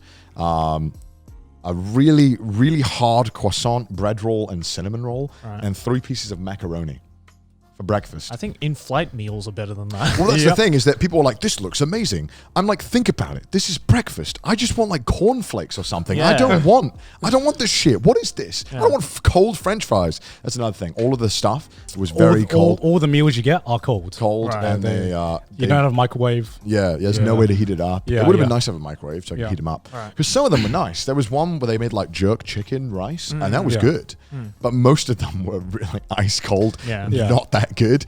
But that one breakfast, oh my god, that made me like so depressed. I was like, Yeah. this is it, and everyone's like, As if "You're your so-" situation isn't already depressing. Right? and everyone was like, "It's so privileged, Connor." It's like, look at it. This is not a balanced breakfast in any capacity. No one should have cold French fries for breakfast. I was like, what's wrong with you guys? Because they were like, in my country, that would be amazing. I'm like, what country? Tell me your country. Malin like sweating now. Because if they're like, whenever I've been to countries that are not as wealthy as other countries, they normally have the best breakfasts. Yeah. Because they're always home cooked and they're amazing. They're like really cheap, really filling. Like, I had like Sri Lankan breakfast. That shit was the best shit I'd ever had for breakfast. It was like a curry thing. I would kill for that over some shitty cornflakes or oatmeal. Are you kidding me? Yeah. I got so annoyed about this whole thing. And everyone would call me privileged. But it sounds like Garnt had a much better time. Okay. Oh my God, this man had a nice time. I was prepared. I was prepared for prison. I was like, because I talked to other people who traveled before, and they had a very, very similar was experience to dreadful. Connor, where it did feel like you were like just stuck in a prison cage and you couldn't leave your room. I knew about the cold meals as well, and like the one advice everyone gave me before traveling was like, pack snacks. Yeah, and I just brought a lot of pack snacks, food, yeah. right? So like I'd seen the meals, so I was just like, all I knew is that most places had a kettle. So I was like, all right, I know what I'm gonna do. Oh my God. I filled up an entire carry-on case with just instant ramen, right? Why? I posted a picture on like Twitter. I saw that. There's like 20. Why did you need 20? Well, because me, okay, so like before flying off, I tell my mum, I'm probably gonna need snacks. If anyone knows Asian mums, they will overpack Yeah. food I see, for shit. And she's going to be like, okay, here's what you need for the quarantine. Maybe you might need a bit more if you're missing home and you want a bit more ramen. But you know what? I've got a few spare. Why don't I pack that as well? Yeah. And I open the suitcase and I just see a fucking mountain of instant ramen there. Oh my gosh. And I'm just like, I can survive nuclear winter now, man. I'm fucking sorted. Like, let alone for quarantine. Yeah. And so so I had like just a whole, like I had like a normal suitcase and then just a carry-on that was just full of food and snacks prepared for this prison experience I was going to go through. And so, I had exactly the same experience with Connor going on the bus and everything. Yeah. Conked out on the bus and woke up, don't know where. I was just like fucking like fucking Squid Game. Like, where am I? Oh my god. Okay, I'm ready. I'm ready for the prison experience to start. So I get off. And first thing is that, you get chauffeured in. I didn't have any armed guards. Just like a bunch of like people who worked at the hotel who are obviously like decked out. Oh, there was no security. There was security, but they weren't armed. They were just people who, it looked like they were just people who worked in the hotel, just like with a full like hazmat suit on, basically. Yeah, that's totally different. Okay. fuck? So here's a hack. Here's a life hack that I learned going through this process is if you're traveling with someone, they will give you extra privileges and extra rooms. Yeah. Because Connor traveled by himself. I did. And I was traveling with Sydney. So when they sat us down and gave us the whole spiel of like, oh, you can't do this, you can't drink alcohol, you can't leave your room, can't open your window, yada yada yada. And then I was just like, oh, me and Sydney are together. Can we get a bigger room, please? Because my God, like your room contained a double bed, but I would not. It was a semi-double. A semi-double. And that took up like the room. That took up the room. So I was like, there is no way I could stay with another person in that room. So me and Sydney were deciding, should we just, say we're separate in case we can, in case they do put us in the same room. But I'm just like, let's see what they say if we say we're together. True. And so I said, I'm with Sydney. Can we stay together, please? And they were like, okay, we'll see what we can do. And so they go off. They talk to like their supervisor or something.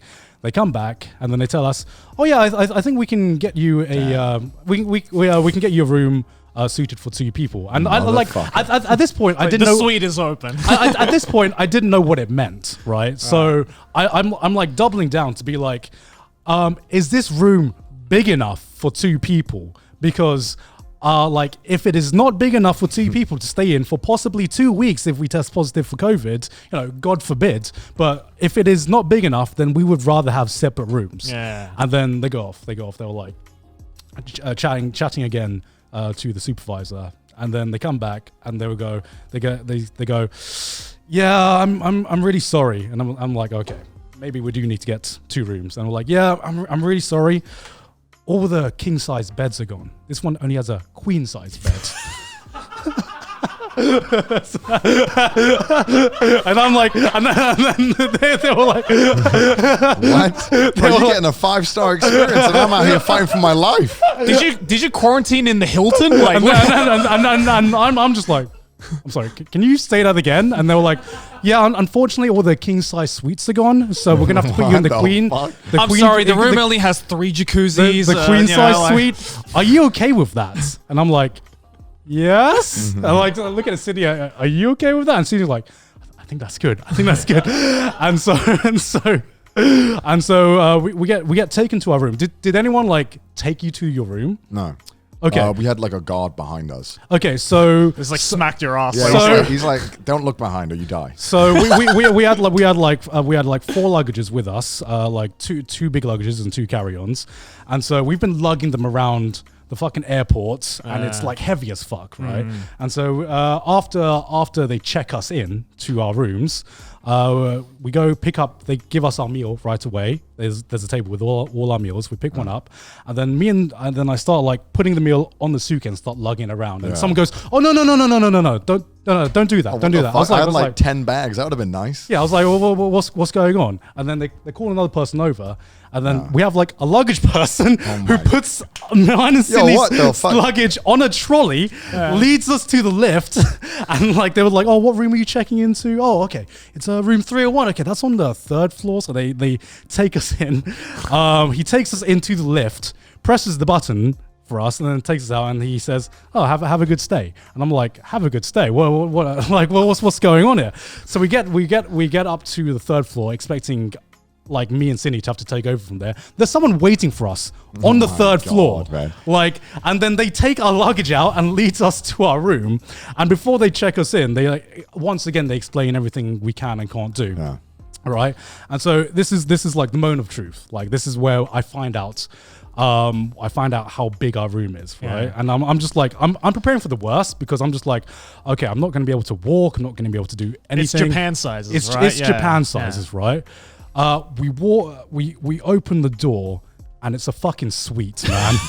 It's a fucking. Bear in mind, right? These hotels are free, by the way. It's the government paying. Right. Like, this is a hotel I would stay in if I was on holiday, right? We walk in, and there's a hallway that leads to our bed, right? And then so we walk in. Me and Cindy look at each other, and I'm just like, the gacha gods are on my side. What is it? Oh, like, what is this, a trash taste special? Like, why is he getting the dub and you're getting the L? Like the gacha gods fucking smile down on me. We walk in, and like there's a hallway before we get to our room, right? And then we have like a decently sized bed. It's a queen size bed, okay? Yeah. And then we have an office segment with like a big desk and a massive TV that both me and Sydney can use for desks to work in. in if we really wanted to, and we were just like, this is going to be a great holiday, Sydney. This is going to be a great fucking holiday. I've never thought myself as a communist, but sometimes I wonder if they have it right. Are humans truly evil? So I remember. That's a bullshit. I was so pissed off when he messaged me a picture of his hotel room, and I was like, I fucking hate you. I hate you so much. Yeah, because I remember after I checked in, Connor was just like, "Yo, how's the room, man? It's shit, isn't it? It's shit. Tell me it's shit. Tell me it's shit." And I'm just like, I was like, please tell me it's shit, Garnt. Please tell me you hate your life right now. Please tell me I'm not alone. And then he sent me a picture, and it was like this fucking massive. No, I didn't just tell him. I didn't just send him. This man could have ran laps in his room. I didn't just send a picture. I sent him like a video tour of our room. The fact that I could then send like a video tour of our room, right? We live in a society. We live in a society. And I mean, we had a lot of the same experiences, but I mean, did you have a laundry service in your hotel room? What the fuck? No, you didn't. No, you fucking did. What the fuck? So what we were allowed to do? So we had a receptionist, right? So when we walk into the room, we notice that there's only one pillow, and we're like, fuck. What do we do? Well, there's only one pillow. We can't contact anyone. So I'm just like, there's this. They gave us like a hotline in case anyone like developed symptoms or anything like that. That you can phone. But then there's a small print that says you can phone this hotline for any other requests that you may need during your stay as well. And so we called them up, and they were just like, "Oh, it's, how is your condition?" And I was like, "Everything's fine. There's only one pillow in my room, unfortunately, and there's 2 people staying here. Can we get another pillow?" And they were just like, "Yeah, sure. Don't worry about it. We'll have someone deliver. We'll have someone deliver a pillow to you, like normal hotel service." And then so we get another pillow. We start checking in. We start looking at the instructions, and then we see that we can order things to our room. Like we can order Amazon, and we can order deliveries to our room as well. They said I could do that, but they had like a very weird list of stuff you weren't allowed to order, like burgers and pizza and chicken. You weren't allowed to order food. Certain foods, but it wasn't. It was really oddly written that I didn't really understand it, and you couldn't get certain things like Amazon delivered. They said that you couldn't. Yeah, we actually were able to get Amazon deliveries to our room. We couldn't get Uber Eats. We couldn't get hot food. That was like the only thing that we couldn't get, which was hot foods. Right. So we can get Amazon deliveries. We can get anything that would help our stay be more pleasant. Right. We had like a laundry service where they would come collect laundry at 7 a.m. This is fucked, and they would like deliver it back to our room in the evening. Can't make this shit we up. live in a society. It's so funny. We had like a garbage service that they would pick up the garbage every morning. I had my garbage in my room. We also had a masseuse, they would like give us new garbage bags every day. Oh my god! So we could fill it up.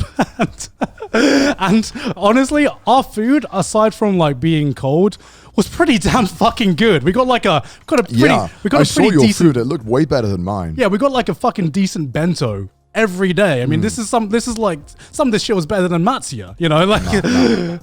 And like, what was like the water situation in your place? Did they like? So you can ask for more bottles of water. You only got 1 bottle of water.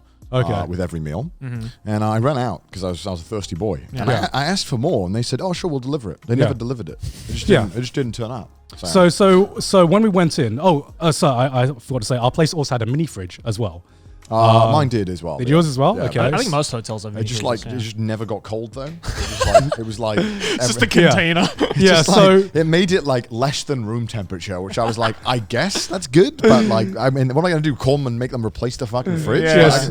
So like, we realized water would be like a very important resource to fucking survive as it is. They said you can use tap water, but you know, obviously, it tastes like shit in Japan. So yeah, it does. Yeah. So we go in, and there is 2 bottles of water, which is standard, I guess, for every hotel stay. I didn't even have that. You didn't? No. Okay, so they started off with 2 bottles of water, and then we opened the mini fridge, and it was a mini fridge full of bottles of water. Oh, fuck off. so mine wasn't even on. I had to turn it on. So we had like, at the start of our journey, we had like 8 bottles of water, which was fucking brilliant. And every time they delivered meals, which was like 3 times a day, which was like they gave us more food that than I needed because like by the time I had like the breakfast was massive, and by the time lunch was being delivered, Yeah, I often didn't eat breakfast because I just wasn't hungry at breakfast. yeah, by the time lunch was delivered, I was still full from breakfast. So I had a little bit of lunch, and then like by the time dinner came, I was eating like a fucking king. I don't know, like This man. it was a great experience. The dichotomy that we faced. Oh This my guy's gosh. literally living like a fucking like English king during the Black Plague. Like,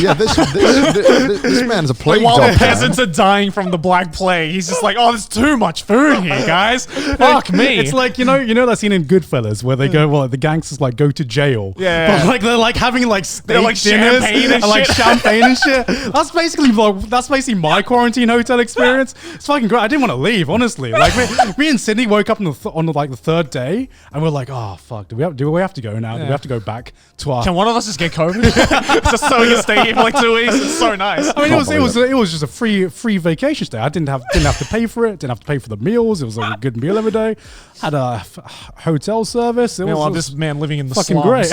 great. Bro, I got so depressed. Like on like the second and third day, I was miserable. I was so like, what was it called? Cabin fever? Is that what it is? Yeah, Like, yeah. like where you just I couldn't even play games or watch shit because I was just so like miserable. You just like lying in bed. I was just like lying there checking Twitter and then just like, should I do something? No, I'm too tired. Why? Because I can't fucking walk. So Yeah. I'm literally just lying, sitting down all day. You're just bedridden. Basically. Yeah, so, and it makes you feel fucking awful. Like I don't know, it was terrible. I know I'm sound like such a little bitch, and I'm sure everyone's gonna say that, but I mean, I saw the photos. Some of the photos you sent. I'd like, feel the same way. It's one of those things where when you see it and hear it, you're like, oh, that doesn't sound too bad. But then when you do it, you're like, oh shit, this is really fucking depressing. Yeah. Meanwhile, me and Sydney were just like playing games on like the big screen TV in the living room, and I'm just like, it's fucking brilliant. I'm like, Let's pull out the PS5 we packed in. I didn't have a game console. I tried playing some games on my laptop, but I immediately was like, oh, this is just not comfortable. Yeah. It's not comfortable doing this. I don't know. And the smell of my room was so goddamn bad because all the food was like coagulating in the air. Yeah.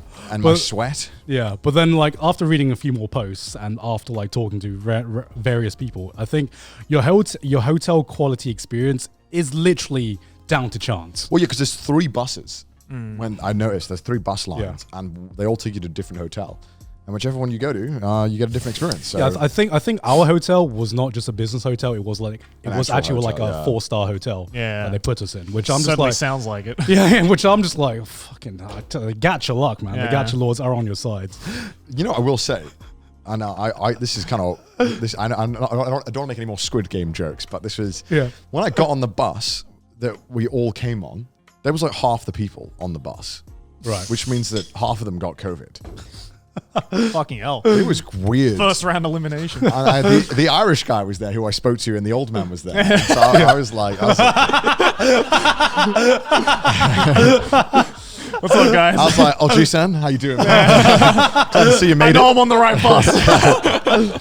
So I saw that guy without his mask on in front of like 7 armed guards, not giving a fuck, and I was like, damn, man, how you Oh doing? my god. What day did you travel on? Was that a date? What day? What do you mean, like? Was it like a Saturday, like a Friday? Man, it was all the same. It was all hell. Because what I will say is that I traveled I traveled on like a weekday, so like not many people were traveling. So I feel like I was traveling on a Friday, maybe. I don't know. I mean, Friday's like a peak time for people to be traveling. I'm not sure. You know, I have to have a look. But yeah, it was. Because like if you travel on the weekend, I think more people travel on the weekend because I feel like the worst hotels are like when there are too many people traveling that it kind of like bleeds out. Yeah. Because I think we didn't have too many buses, Right. which is why like I think we had like 1 or 2 buses, and they all went to the same place. Yeah. So I feel like once that hotel started getting filled out, I mean, if you think about it, why would you need to drive 1.5 hours for like, because we flew in through Haneda, which is like south, right? Yeah. There's no reason to drive to a hotel in the fucking north. Well, they drove to the hotel and they drove us back to the airport. Yeah. And then when you get to the airport, you have to have a weird specific taxi. You can't get a normal taxi. Yeah. You can't book a normal taxi. It has to be a quarantine approved taxi. Yeah. Right. And the problem is that I didn't know what time we were leaving. No. So what time I should tell this taxi? I couldn't figure it out. So I didn't know. So I guessed, and I had to wait for 2 hours at the Haneda. But the thing was, right, is that so this whole period I was supposed to be in quarantine. Yeah. Right? They drop you off at Haneda, And they're like, fuck off. No one checks you. No one makes sure. And everyone just went off. And I was like, where's everyone going?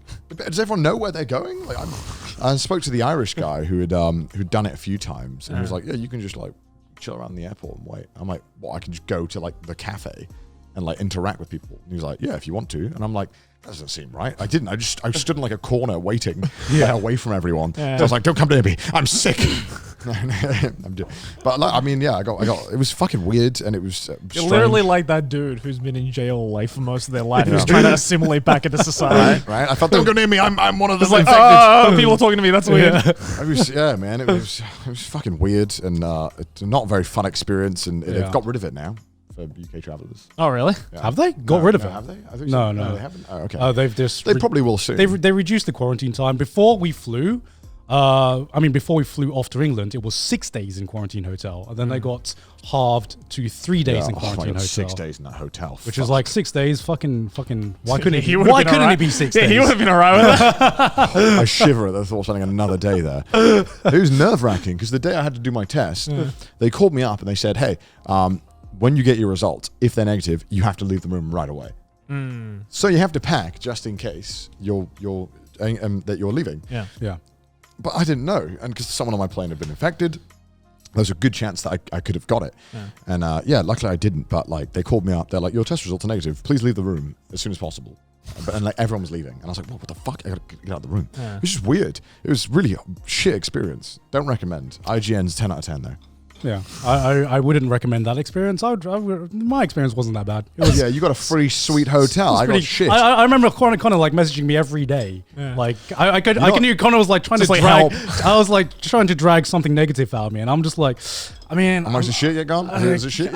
He's like, tell me about it, Garnt. Tell me. I was like, honestly, it's pretty good actually. I'm having a good time. Like he messaged me the next day, being like, maybe this day will get to him. This day will get to him. I'm sure something bad's happened since then. I went on Twitter as well the day I checked in, and a fucking video from Zed, the musical artist, was this motherfucker had like a penthouse suite somewhere, like literally a penthouse suite. Right. Yeah. A bedroom and an insane view. Look at this. This is crazy. I'm ready for the quarantine. Let's get it. And bear in mind, Japan isn't even giving out visas right now to anyone. But somehow he got in. You got a penthouse suite in Japan. In Japan, and he got a visa to get in somehow because he's doing a concert. The fuck? But somehow they made an exception, and people were not happy because there was tons of people in the comments being like, "Zed, you know that like students haven't been able to enter Japan in 2 years. What the fuck?" And he's off here showing his suite. And Zed didn't even have to do a quarantine for 2 weeks. Only 3 days. Yeah, so after the quarantine hotel, you still have to quarantine at home for 2 weeks. For 11 days. Trying to cancel you for privilege. I was like, that's real privilege. I made a joke because he gave a room tour that was like 2 minutes long of like all the fucking different rooms he had and all the shit he'd been sent. He'd been sent like everything you'd ever need. Someone sent like a gaming PC for his quarantine. And I was like, this is fucking stupid. This is the stupidest shit I've ever seen.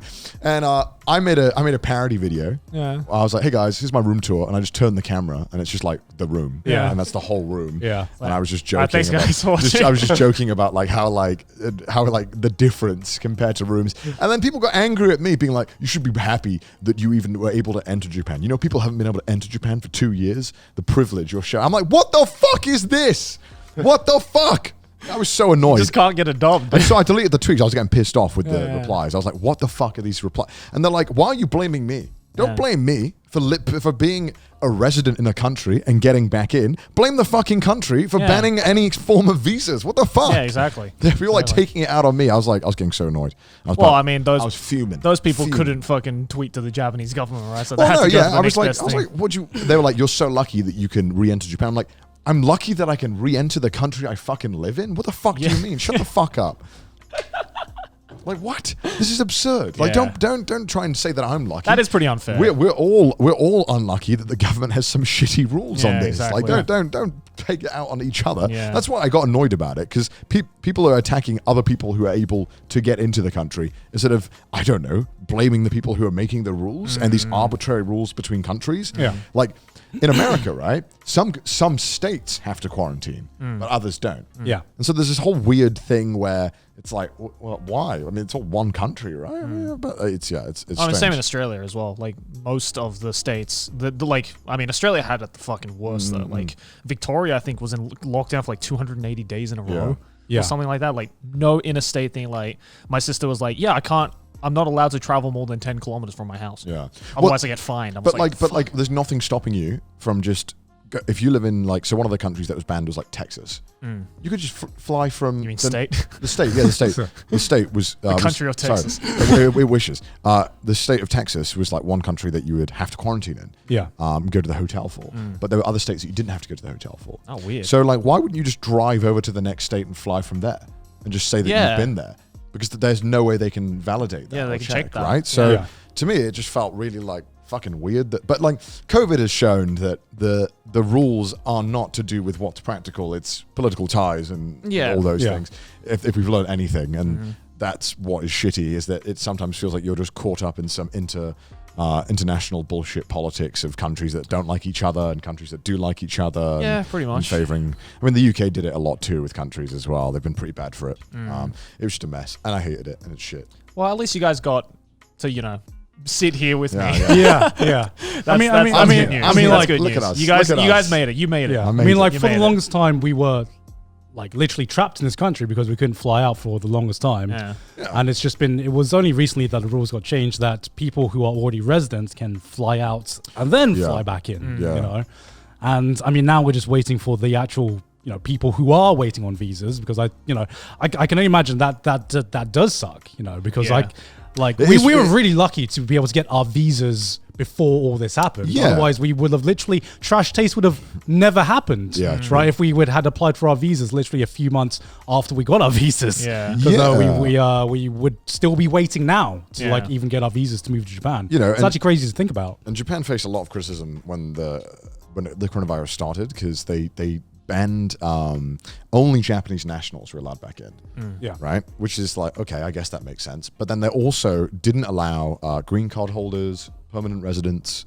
Really? Yeah. So if you're married, if you're like me, you're British and you're married to a Japanese woman, and then you went and then you came back in, if I was married to a Japanese person, they'd be allowed in, but I wouldn't be allowed in. Yeah. Oh shit.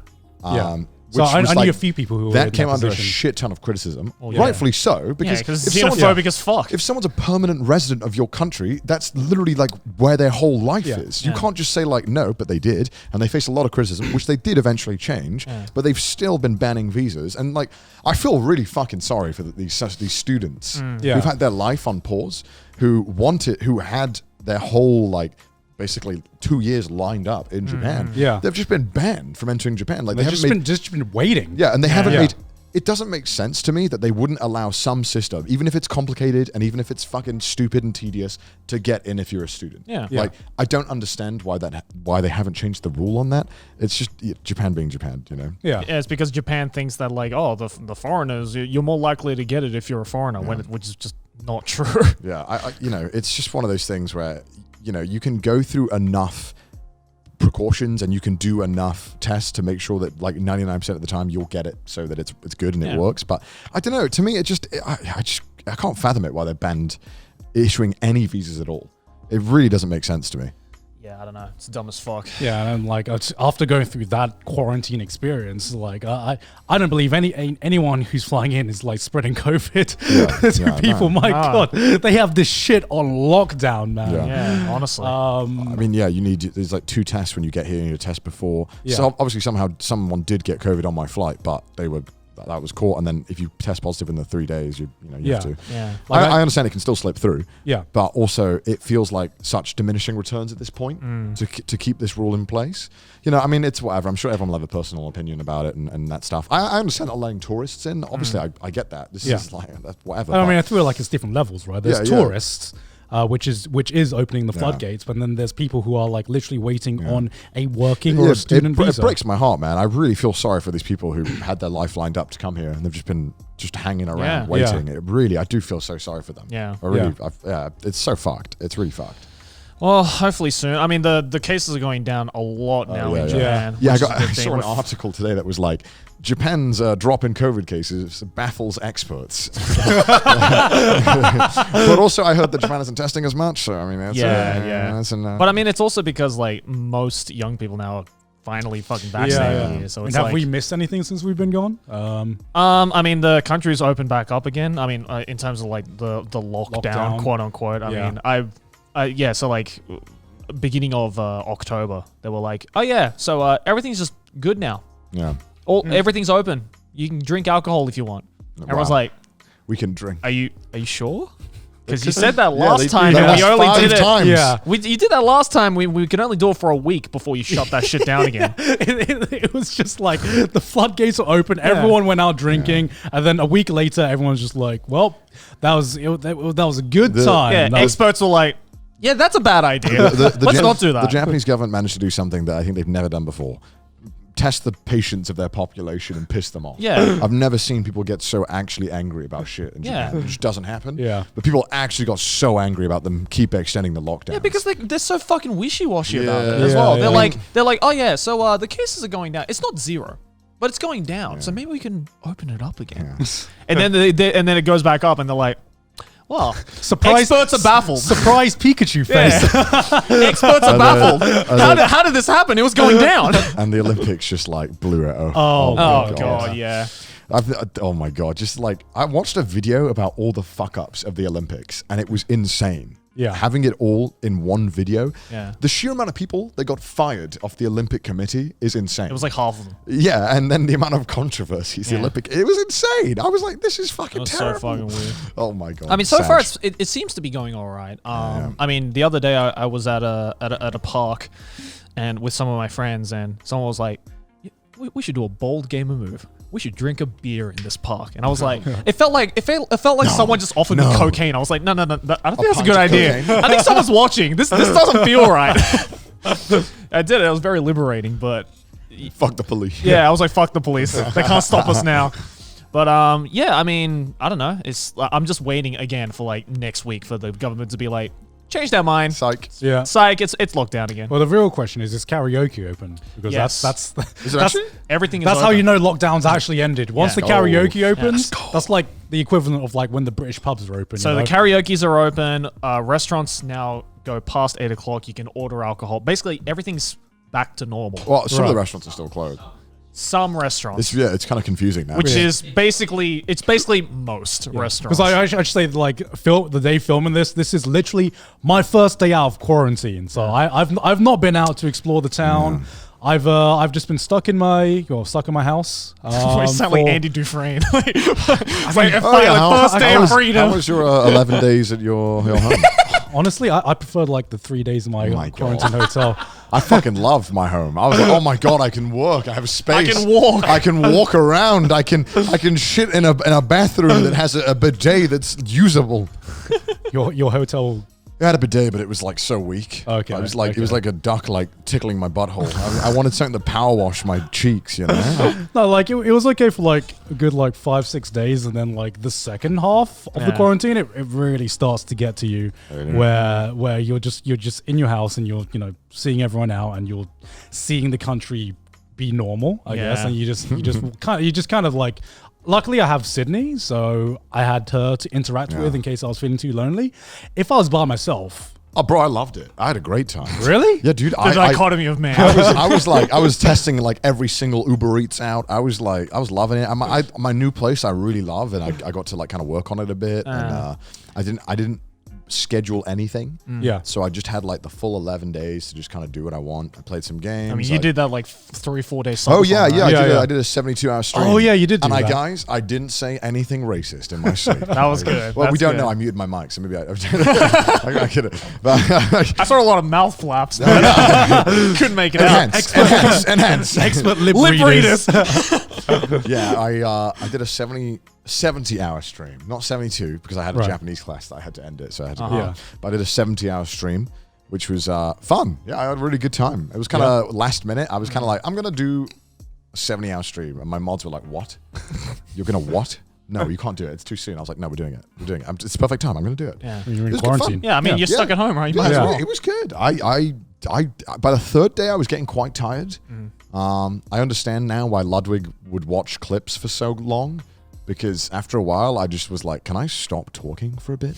Like, can I just stop? I'm getting really tired. But it was fun. It was fun. I sleeping on stream was not as difficult as I thought it would be.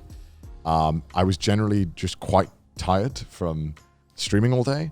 Yeah, So I mean, it's I kind of just conked out. I Yeah. tuned in right at the beginning and then again right at the end, and it was like looking at two different people. I was Yeah, like, yeah. wait, is this the right? Is this the right link? I was starting to get some like really big like bags under my Yeah, eyes. yeah, I could see that. Because I think like I wasn't sleeping like 8 hours because it's very hard to. Because Yeah. when you wake up, you want to check, make sure everything's okay. Is it Yeah, working? And people could have had the ability to fuck with my lights the whole time. Yeah. So people were like making my house a rave while I was sleeping. yeah. You know that what's that fucking that meme edit where it's like the outside of the house and you can hear the music inside and the lights. Oh, flashing? yeah, It was literally like that. But I just played Trash Taste episodes while I slept. Oh wow, That was what I did. And Easy content. racking up those views, baby. I thought, right, when I was sleeping, I assumed, because when I was streaming, I had about 10 to 14K viewers concurrent. Yeah. Which was more than I had normally have. I was very impressed. I thought when I was sleeping, it would go down to like a K. Turns out there was like 7,000 people watching me sleep. Yeah, I was like, I saw that. I was like, what the fuck? What are people doing? Because I was like going through jet lag, and I'm like, let's see what Connor's up to. He's like 7,000 people watching him sleep. I was like, fucking hell, man. I can't What even pull is this? 7K normally, let alone. I don't know, man. what the fuck? My normal streams get like that, and I Yeah. was like, "Why am I? I'm getting more sleeping. What the Are fuck?" they like sleeping with you? Like I don't know. It was. it's like it's like I'm sleeping next to them. You know what was weird? Waking up and seeing like people had subscribed, like paid to sub to me while I was sleeping. And Yeah. I'm like, Right. shit, I should just sleep on stream all the time. I Yeah. get paid Yeah. to sleep. Fuck me. Like, I'm kidding. It's weird though. Because I'm like, why did someone give me 50 subs while I was sleeping? It's like 300 quid or more than that, I think, actually. It's a lot of money. I'm like, what the fuck? It's like the most generous tooth fairy in the world. Yeah, right. It's like, This comes in as I was like, what the fuck? What is this? What's going on? But it was weird. I'd have like weird moments where I would wake up and I don't remember waking up, and I would see clips of me waking up, and I was like, I don't remember that. I don't remember that. I saw a clip of you. I don't know if you were half asleep or not, but you just like flipped off the camera. Oh, that like was because halfway I through was, your sleep? I was trying to sleep, right? And then Yeah. people just went ham with my lights. All right. And they just started changing it every second. And then so Yeah. I was just like, fuck you guys. Yeah, it was fun though. I really enjoyed it. I didn't think it was something I ever thought I'd be interested in, but I thought, fuck it, I'll try it. And I honestly had a lot of fun. I'd recommend you guys try it out. No, I'm good. I'm bro. good, man. I like my privacy. I can barely People- stream. I can barely stream as it is. People want people always tell me, they're like, you guys should do a trash tasting where you just take it in turns streaming, and then like I was like, oh, it could work sometime or something. I mean, I feel like if we did it as a group, it would be easier. Yeah. But like by myself, fuck. You do shifts, like we're together sometimes, but then shifts. I mean, I've done like long streams with other people. Yeah, that, yeah. You know, that go for like 15 to 20 hours. Yeah, I couldn't but, do it like, by myself. I couldn't do it by myself. Yeah, I don't know. I didn't have like many guests come on. I just had Iron Mouse play with me, which was great. It's Yeah. fun when you have someone else to talk. Yeah, but that's the thing. Is like if you have someone else to bounce off of, right? Then you don't have to be like, So here was blankly talking to It was one of chat. the reasons why I decided to do it.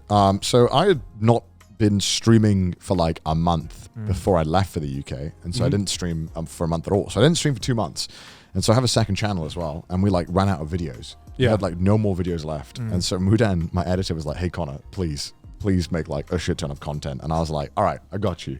So the subathon, 72 hours of the straight content. subathon, I got like I don't know, like 10 plus videos out of it. So I'm Yeah. like, there you go, Mudan, and here you go. He was very happy now. He's like, Yeah. great, now I have more content to edit. This is great. This more is money for fantastic." me. Yeah. Yeah, because we have a deal where we split the money 50-50. Yeah. So Yeah, that's why he was desperate. He's like, I need to get paid, well, yeah, man. because the channel's been doing great. So he's like, "Come on, Connor, we've got to keep up the content." It's like because he's like whipping you for he's, content. he's now the guy who's like, "Come on, man, I need content. Stop doing something, Connor. Film it." And he's like, and he tells me that he's like, "Play this game. It'll be funny for a video." I'm Yeah. like, "All right, okay, geez, all right." It's like, He's your content producer now. He is, Yeah. yeah. It's a really good balance because we kind of started it together because I didn't we were just like, okay, I won't pay you for editing fees, but you get 50% of whatever it makes. And then we thought we'd be in the red for a while. Or we thought he'd be in the red for a while. But luckily, yeah, it took off, and now it's doing really, really well, and it's killing it. And some of the videos get like more views than my videos. Yeah, I saw that. One of them got like 2 million views, and I was like, what the fuck? Should have put this on my main channel. God damn it. But yeah, they're doing really well. It's cool. It's weird. Yeah, I don't know. It's I mean, we also met Mudan in the UK as well. Yeah, so fun. Got to catch up with him. Somehow he found 2 days out of his schedule to program himself out of editing. He flew all the way from Estonia to come hang out with us. Yeah, my God, he is a machine. I didn't realize this. I didn't appreciate this until like actually speaking to him in person. Now. He's insane. Where he is insane. I've never seen someone with like a more strict work ethic than he does. Oh yeah, right? that man never quits. Yeah. I'm surprised he still has like emotion.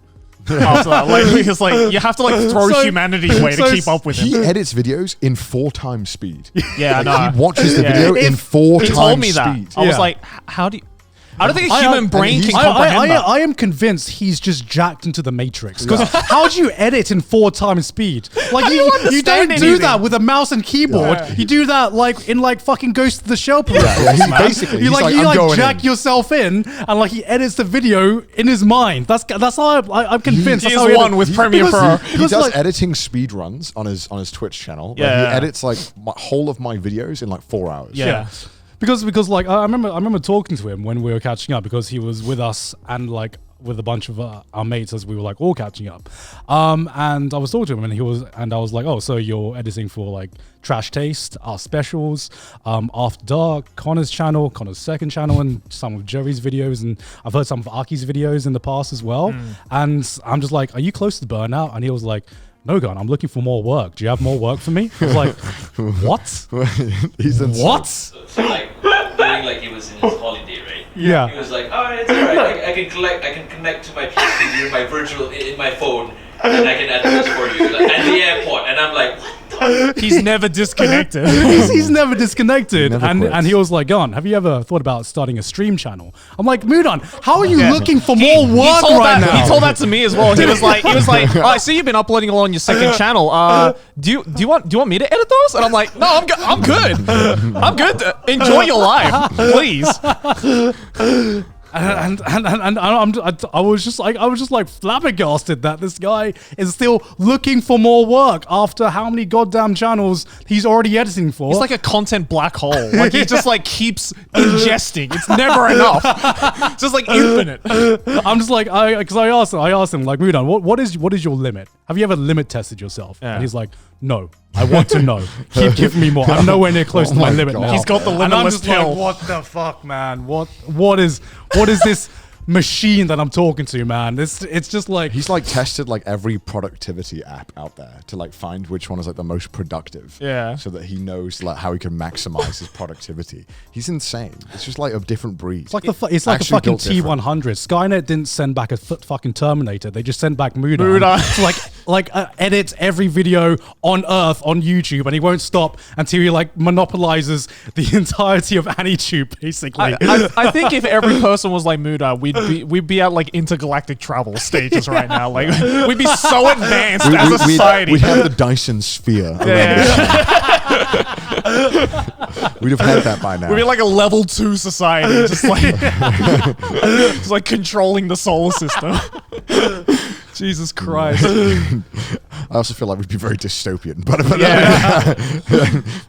God. I don't know though. Yeah, it was fun. I mean, it was the whole thing was fun. It was really nice getting to speak to him. Yeah. Instead of asking him to do work, ask him to have a beer. Yeah, I know, right? Yeah. just hanging out and just like having a beer with him in person. That was very nice. This episode is sponsored by Manscaped. You know what's spookier than seeing a black cat on Halloween? It's shaving your balls with anything other than Manscaped TM. That is terrifying. When it comes to below-the-waist grooming, there's no need to carve your pumpkins this Halloween because Manscaped is here to upgrade your grooming experience. Go from a bite-sized candy bar to a king-size candy bar and join the the 2 million men worldwide going to manscaped.com and using Trash Taste for 20% off plus free shipping. Look at this. King shit. Right here. Keep the grooming game going with the Performance Package 4.0. Inside is the holy grail of men's grooming items. They've made it easy for you to upgrade your grooming routine. Their finely tuned trimmers feature a cutting-edge ceramic blade to reduce grooming accidents thanks to their advanced skin-safe technology. The Lawnmower 4.0 is easily the greatest ball hair trimmer on the planet. And oh, did I mention this? The trimmer is also waterproof too, gentlemen. Damn. I know, this trimmer is a shower essential. Quit trimming like a peasant today and trim like a king. Get 20% off free shipping at manscaped.com/trash taste. That's 20% off plus free shipping at manscaped.com/trash taste. These nuts. Back to the episode. Nice. I'm just trying to think what I did while you guys were gone. Yeah, Joey, what did you do while we were gone? What did I do? What'd you get up to? Yeah, what'd you do? Fuck, what did I do? I saw my family here. Oh, nice. The first time in 2 years, because How like we all finally got vaccinated. Because we all made a rule. We were like, we're not going to see each other until we're all fully vaccinated. Because my cousins, like my younger cousin's only like 3 years old or something. So I was like, God forbid, I didn't want to give him COVID or anything like that, or any of my family. So we finally got vaccinated. It's so weird because the last time I saw my cousin, he's 5 now, and he was like 2 the last time I saw him. So it's just weird. I was like, I'm having a conversation with this kid. Oh my God, yeah. It's so crazy fast how like kids grow up. Yeah. Like it's just like, oh, it's a completely different person now. We've reached that age now. It is, yeah. We really like and like I had a lot of like friends living here since I've known in like high school and uni who are like, oh, I haven't seen you in a while. Like, you know, now that once the country opens up, we should like catch up. It's like, oh, but I have to be a weekend because I have to take care of my 2 kids. I'm just like, have we really gotten to that stage now? I've really gotten to that age because like it was just my birthday like about a week ago, and I was just like, it's starting to get to that point. I mean, you can relate, Garnt, because you're older than me, but like I feel it's around. You're a boomer. Yeah, you're a boomer. You're a boomer. Thanks for singling me out, Joey. But go on. You're a boomer. But like I feel, I don't know, at least to me, like around 27 is because I just turned 27. Yeah. It starts to get to the point where it's not so much like, oh yeah, it's my birthday. It's more like, oh, it's my birthday. Yeah. I've been like that for a while. Yeah. Yeah. It's not that I'm 15. It's not like, you know, there's no like just that kind of like childish excitement of like getting older anymore. It slowly starts to turn into that, oh God, I'm getting older stage, you know? I guess, maybe does that happen when you get 30? Is that when that happens? I don't know. Like for me, as the only 30-year-old here, as the only 30-year-old here, I remember like it didn't really hit me until I was 29, I guess. And so like every year, like we when I lived in England, we had like this massive like party where we get to catch up with all of our friends in England. So we have this party every year. Yeah. And I remember it truly hit me because we were at this party. And we're there for a few days. So I was having a shower in the morning. And then it kind of just hit me that this is the last time I'm going to have this catch up before I'm 30 in my 20s. And then I just had this like full-on fucking existential crisis in the shower where like, I mean, I take long showers. I take long showers anyway, but like it was just me. That day, that was a long shower. That was like, even for me, that was a long fucking shower. I think Sydney like thought I got kidnapped or something. You know? Like I was just standing there just like, oh my God. I didn't know how to process that. And it was just like, I think I took like an hour-long shower and then... Fucking hell. Well, your hands must have been spongy. Oh, yeah, they were. The whole body was spongy. And then like after that shower, just completely fine. I washed away down the drain. I washed my sins away. I was ready for my 30s afterwards. I also knew that I was like getting to that point because me and like a bunch of my friends who were all vaccinated, so it was safe, but we rented out this like log cabin in like the mountains in Chiba, and it was like really nice because, you know, I hadn't really had a nightlife for about a month since everything was like closed down. It's like there's no point going out to like restaurants or anything like that at night. So it's finally nice to actually, you know, fucking get out and you know, change of environment, stuff like that, especially with your friends. And I knew I was also getting to that point because all I received was some pieces of clothing, 2 bottles of wine, and a bottle of whiskey. And I'm like, oh, I'm getting to the point where like I see a bottle of whiskey and I'm like pog champing. It's like, yo! I guess because like after a certain age, you normally have everything you want. Yeah. You know what I Right. mean, like anything I'd want is like, yeah, you want to buy me a Porsche? I don't know. Yeah. Yeah, that's what I it's just want. it's just like a gift that a mate doesn't already have. It's either like in an acceptable price range, Yeah. just doesn't Right. really exist. It just anymore. gets bigger and bigger. It's right? either like you buy them like a new job or a new car or a new house. Well, what do you want? You know, I can't Mr. really Beast. afford that. You know? But yeah, I mean, like I'd say another thing that happened to me in the UK that you've just reminded me of is I went to the Tesco's to get my bottle of wine, and then they asked me how old I was, I never get ID'd ever. and then I was just like, oh, I'm 20. No way. I literally. I had a moment like that too, and someone asked me how old I was. Like 23. Oh shit, 25.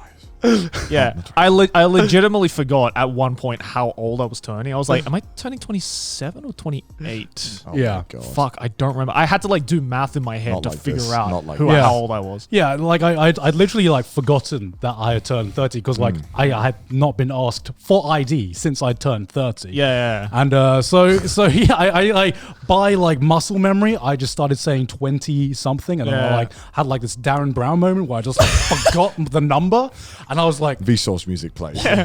oh no, I'm 32, and they were like, can we see some ID? And I was like, oh my God, I get to show my ID again. I never get ID'd. I wish I got ID'd. Really? Yeah, because I never get ID'd here, but Yeah, I've In the never UK, I've in the never UK, I got don't get ID'd. I've never gotten ID'd in Japan. For some reason, I started getting ID'd again when I look- went back to the UK. I think I look older than you sometimes. I think. what do you mean sometimes? Sometimes. I think most days. I think most people who tune into Trash Taste for the first time is Yeah. like, wait, Garnt's the oldest one? Everyone Yeah. always thinks that I'm older than I am, Yeah. which is fair enough. Yeah. Just means I'm And everyone fucking, thinks Garnt's like It's 23. because I'm fucking miserable. That's why. I'm always complaining. I can't wait till I'm 50. I'm going to Yeah. complain about everything. It's in the existence. beard, man. It's the beard. No. You have does. a good beard too. Yeah, but the thing is, if I shave this off, I look 17. Yeah. Well, I look like a child. There's plenty of Trash Taste episodes where I don't have a beard. Right. And I look at it, I'm like, whoa. Yeah. Yeah, it's just like you weird. shave your beard and instantly you just like lose 5 years. Like 10, I think. I think Yeah, I look maybe like, you I look 10, like, I look yeah. like a 12-year-old and I have no beard. It's really Whereas weird. I feel if Garnt came to a Trash Taste recording with a beard like ours, he'd look like a fucking like. I've had like he'd a look- 5 o'clock shadow before, Yeah. and Yeah. I don't know how that looks. I just don't like it when my beard's too long. You just don't age, man. just- I reckon- feels- I'd just love feels to see you wrong. grow a beard. Yeah. I reckon you could kill it. I reckon you can kill it. I reckon you could kill it. Maybe I'll try it one day. Yeah, dude. One Maybe- random. Maybe my recording mid day. 30s is the time. You know? You could have grown one while you were away and then come back. Come full back, yeah. beard. What's up, guys? I've assimilated. You should like your voice just dropped 2 octaves. Next time we have like a break when we don't record Trash Taste, I'll just let my beard grow out, and it'll just be like the dichotomy of like one Trash Taste episodes for the audience to be like, What happened during this week? wow, Garnt really aged during this week, didn't he?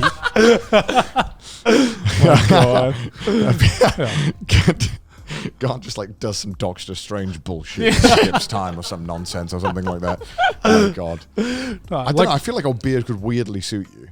I don't know.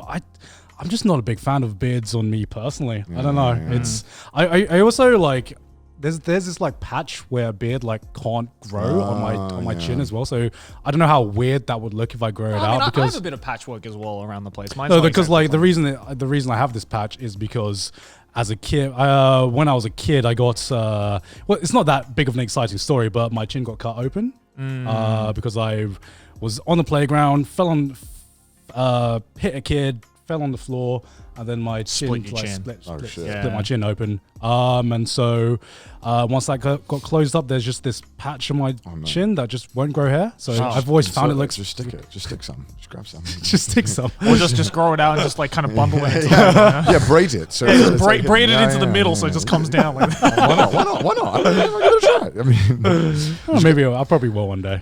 I don't know if we should get into anime. I watched an anime. I forgot we're an anime podcast. watched- You know we're an anime. anime? I Yeah. watched an anime. What did you watch? Squid Game?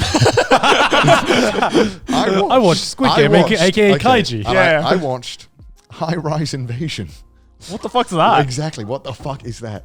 I watched High Rise Invasion on Netflix. Is that a new Is that an actual anime? That's look it up. The Google. Is it It's got a new? Japanese name. You might want. High Rise Invasion? There's What is a it? What's it manga. What's the manga called in Japanese? Tenku なんだっけ? When did this get released? What the Wait, can fuck? I see? What is it? I've never heard of this anime before. So yeah, if I'm not mistaken, there's a manga about this. Tenku Shinhan. Yeah. So what happened is that I told myself I'm gonna watch the first anime I see on Netflix. Why? What the fuck is this? And I've never seen this. And so I watched it, right? And I was pleasantly surprised. I quite enjoyed it. Really? It wasn't amazing, but it was good fun. The It's dub a was very good. 6.6 on IMDb. Yeah, and so when I started watching it, it felt like the most 6.6 show. It was just good. I had a fun time. it's just I had good. a fun time. It was very interesting and stupid at times and dumb, but Right. but interesting. You guys should check it out. Do you want me to explain the plot to you? Actually, Please. Go on. so Whoa, Connor explaining believe the it plot or to not, us. believe it or not, this is you're gonna get the most scuffed plot explanation of any anime ever. We're used to it. All right, so this main character, I forgot her name already, wakes up on the top of a high-rise building, and you can't go down the stairs of the high-rise. Okay. You can only cross like wooden bridges to get to other high-rise buildings. Right.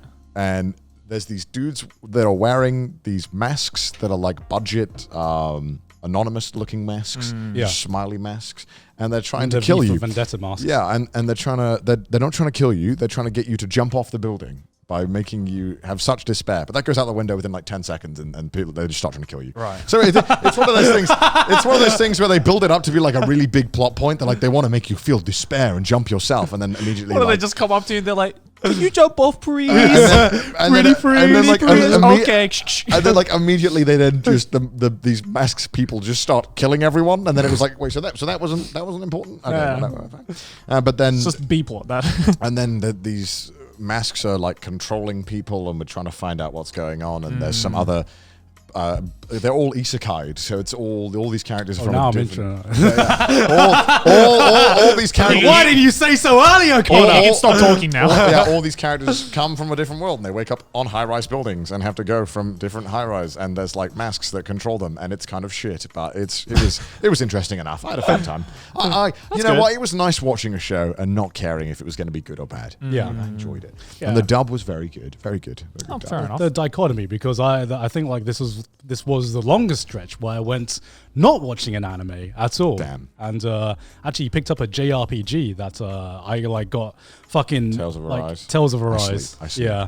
Was it good? It was fucking amazing, man. Why did you have to say that? Now I have to get it. It's the first time I played a JRPG, and like I'm just like, And wow. actually completed it. Oh no! I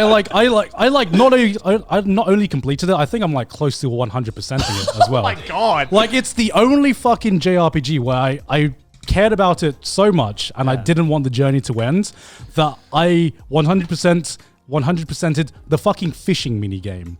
Okay, I caught. That's how you know. I caught every fish in this game. That's how so you I know. could see every skit that there was available in the game. Okay. How many hours have you put in this? Huh? How many hours have you put in this game? At the moment, about 80 hours.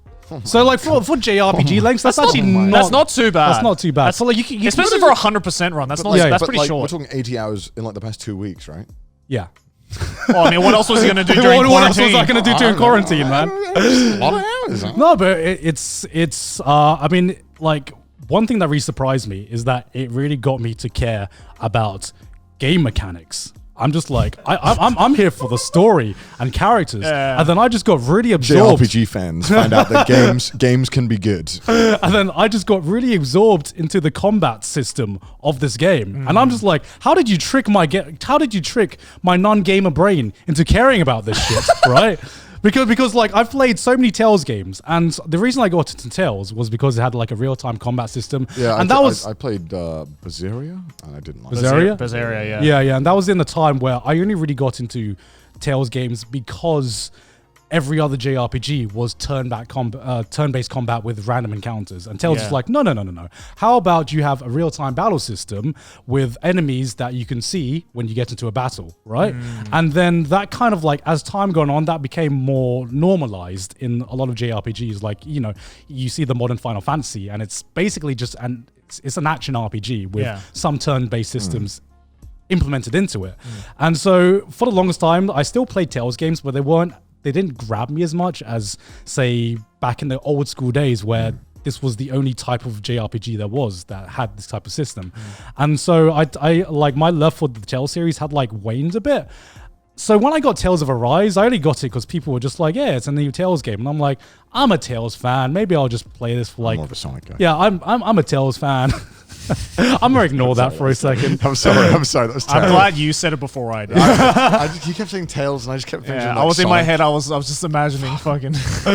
So like, I'm a big Tails fan. Sorry. like if I wasn't in quarantine, I wouldn't have played it. And then Yeah. on the first day, I played it for like a good 10 hours, and I was like, oh no, I'm invested. And like, if there's one thing you don't want to be invested in, it's a JRPG, because you just have to basically write off like 2-3 weeks of your life if that happens. Pretty much. And it was like, it's been such a long time where, you know, like when you were so absorbed into a game that every waking moment you're not Think playing about the the game, game. You're either playing the game or you're thinking about playing the Yeah. game. I miss that feeling. Yeah. And it was fucking great. And the combat system in this is like closer to something like Devil May Cry than it is like previous Tales game. okay. Like you can do like fucking ridiculous amounts of combos in this game, right? Can I go off about the game mechanics? Do you care about the game mechanics at all?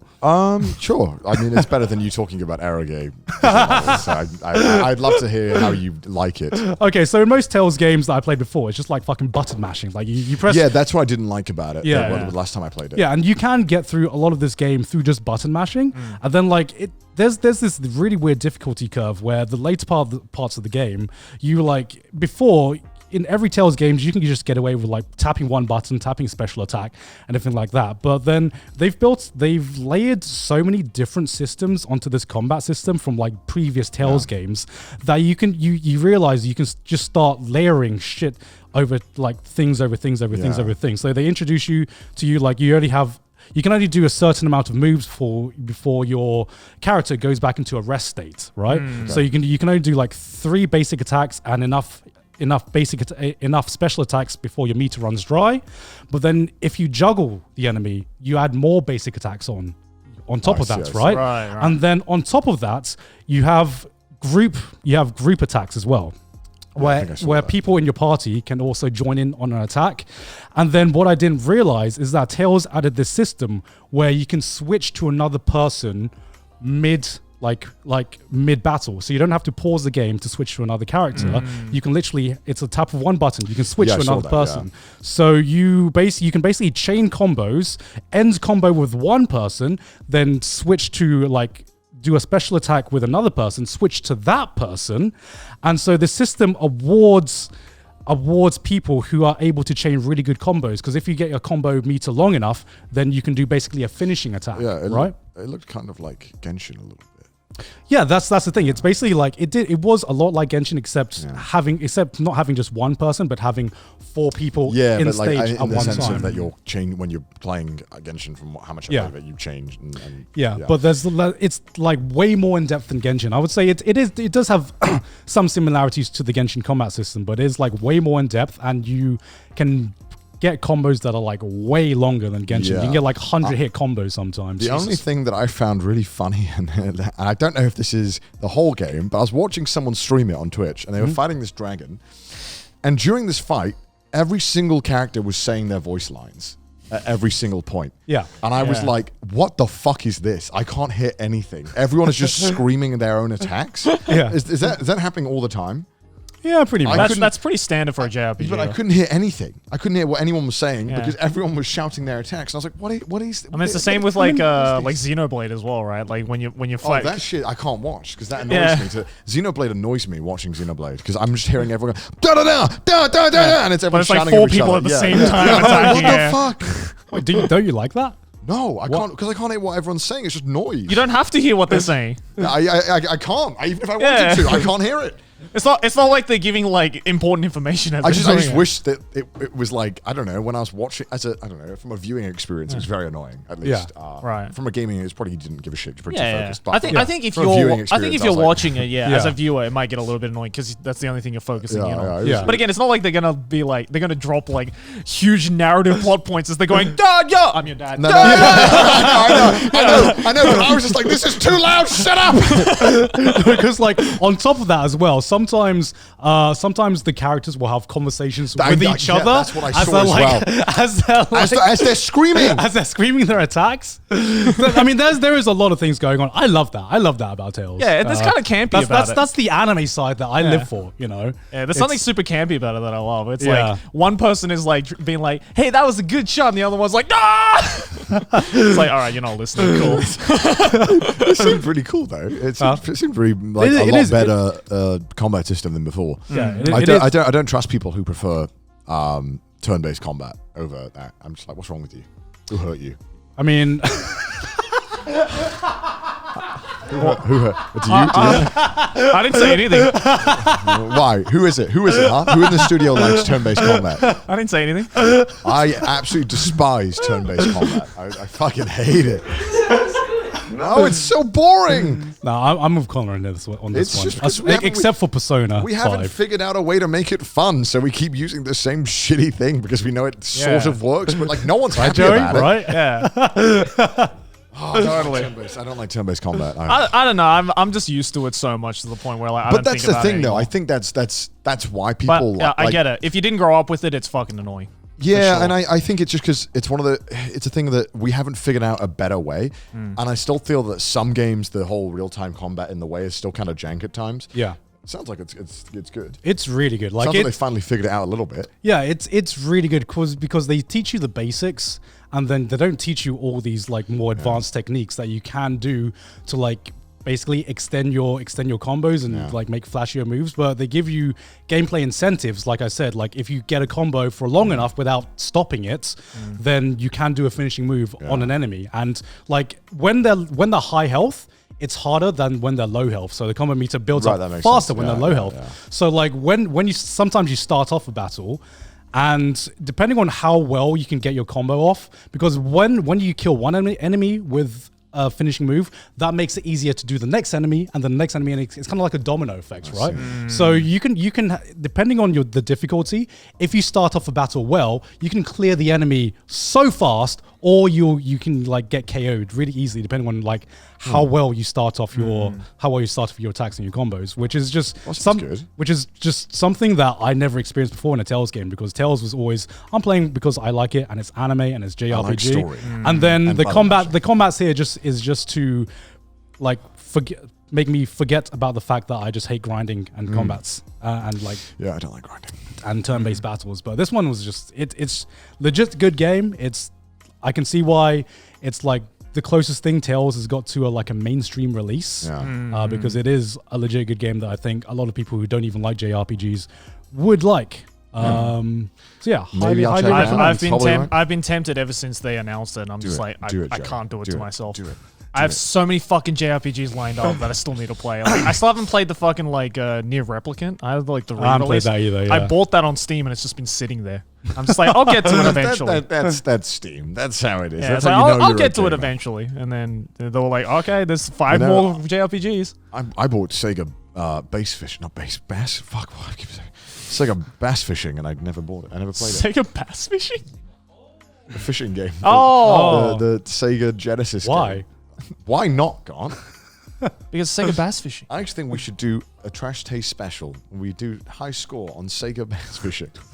Can we just Look at that game. Look at that. Can we just go real fishing? I'd rather go Yeah, real I'd rather fishing. just go real fishing. And then play Sega I also really Bass want to play the new fucking Nickelodeon fighting game as well God. that came out. They actually made it into like a serious fighter. Yeah, as well. That's- And apparently God. someone's already figured out that some characters are just fucking Of course, broken of course they beyond have. belief. We're gonna be getting patch notes for days and tier lists. Yeah, of SpongeBob course. is S tier. Patrick is D tier. SpongeBob bottom tier. Bottom tier is SpongeBob, bro.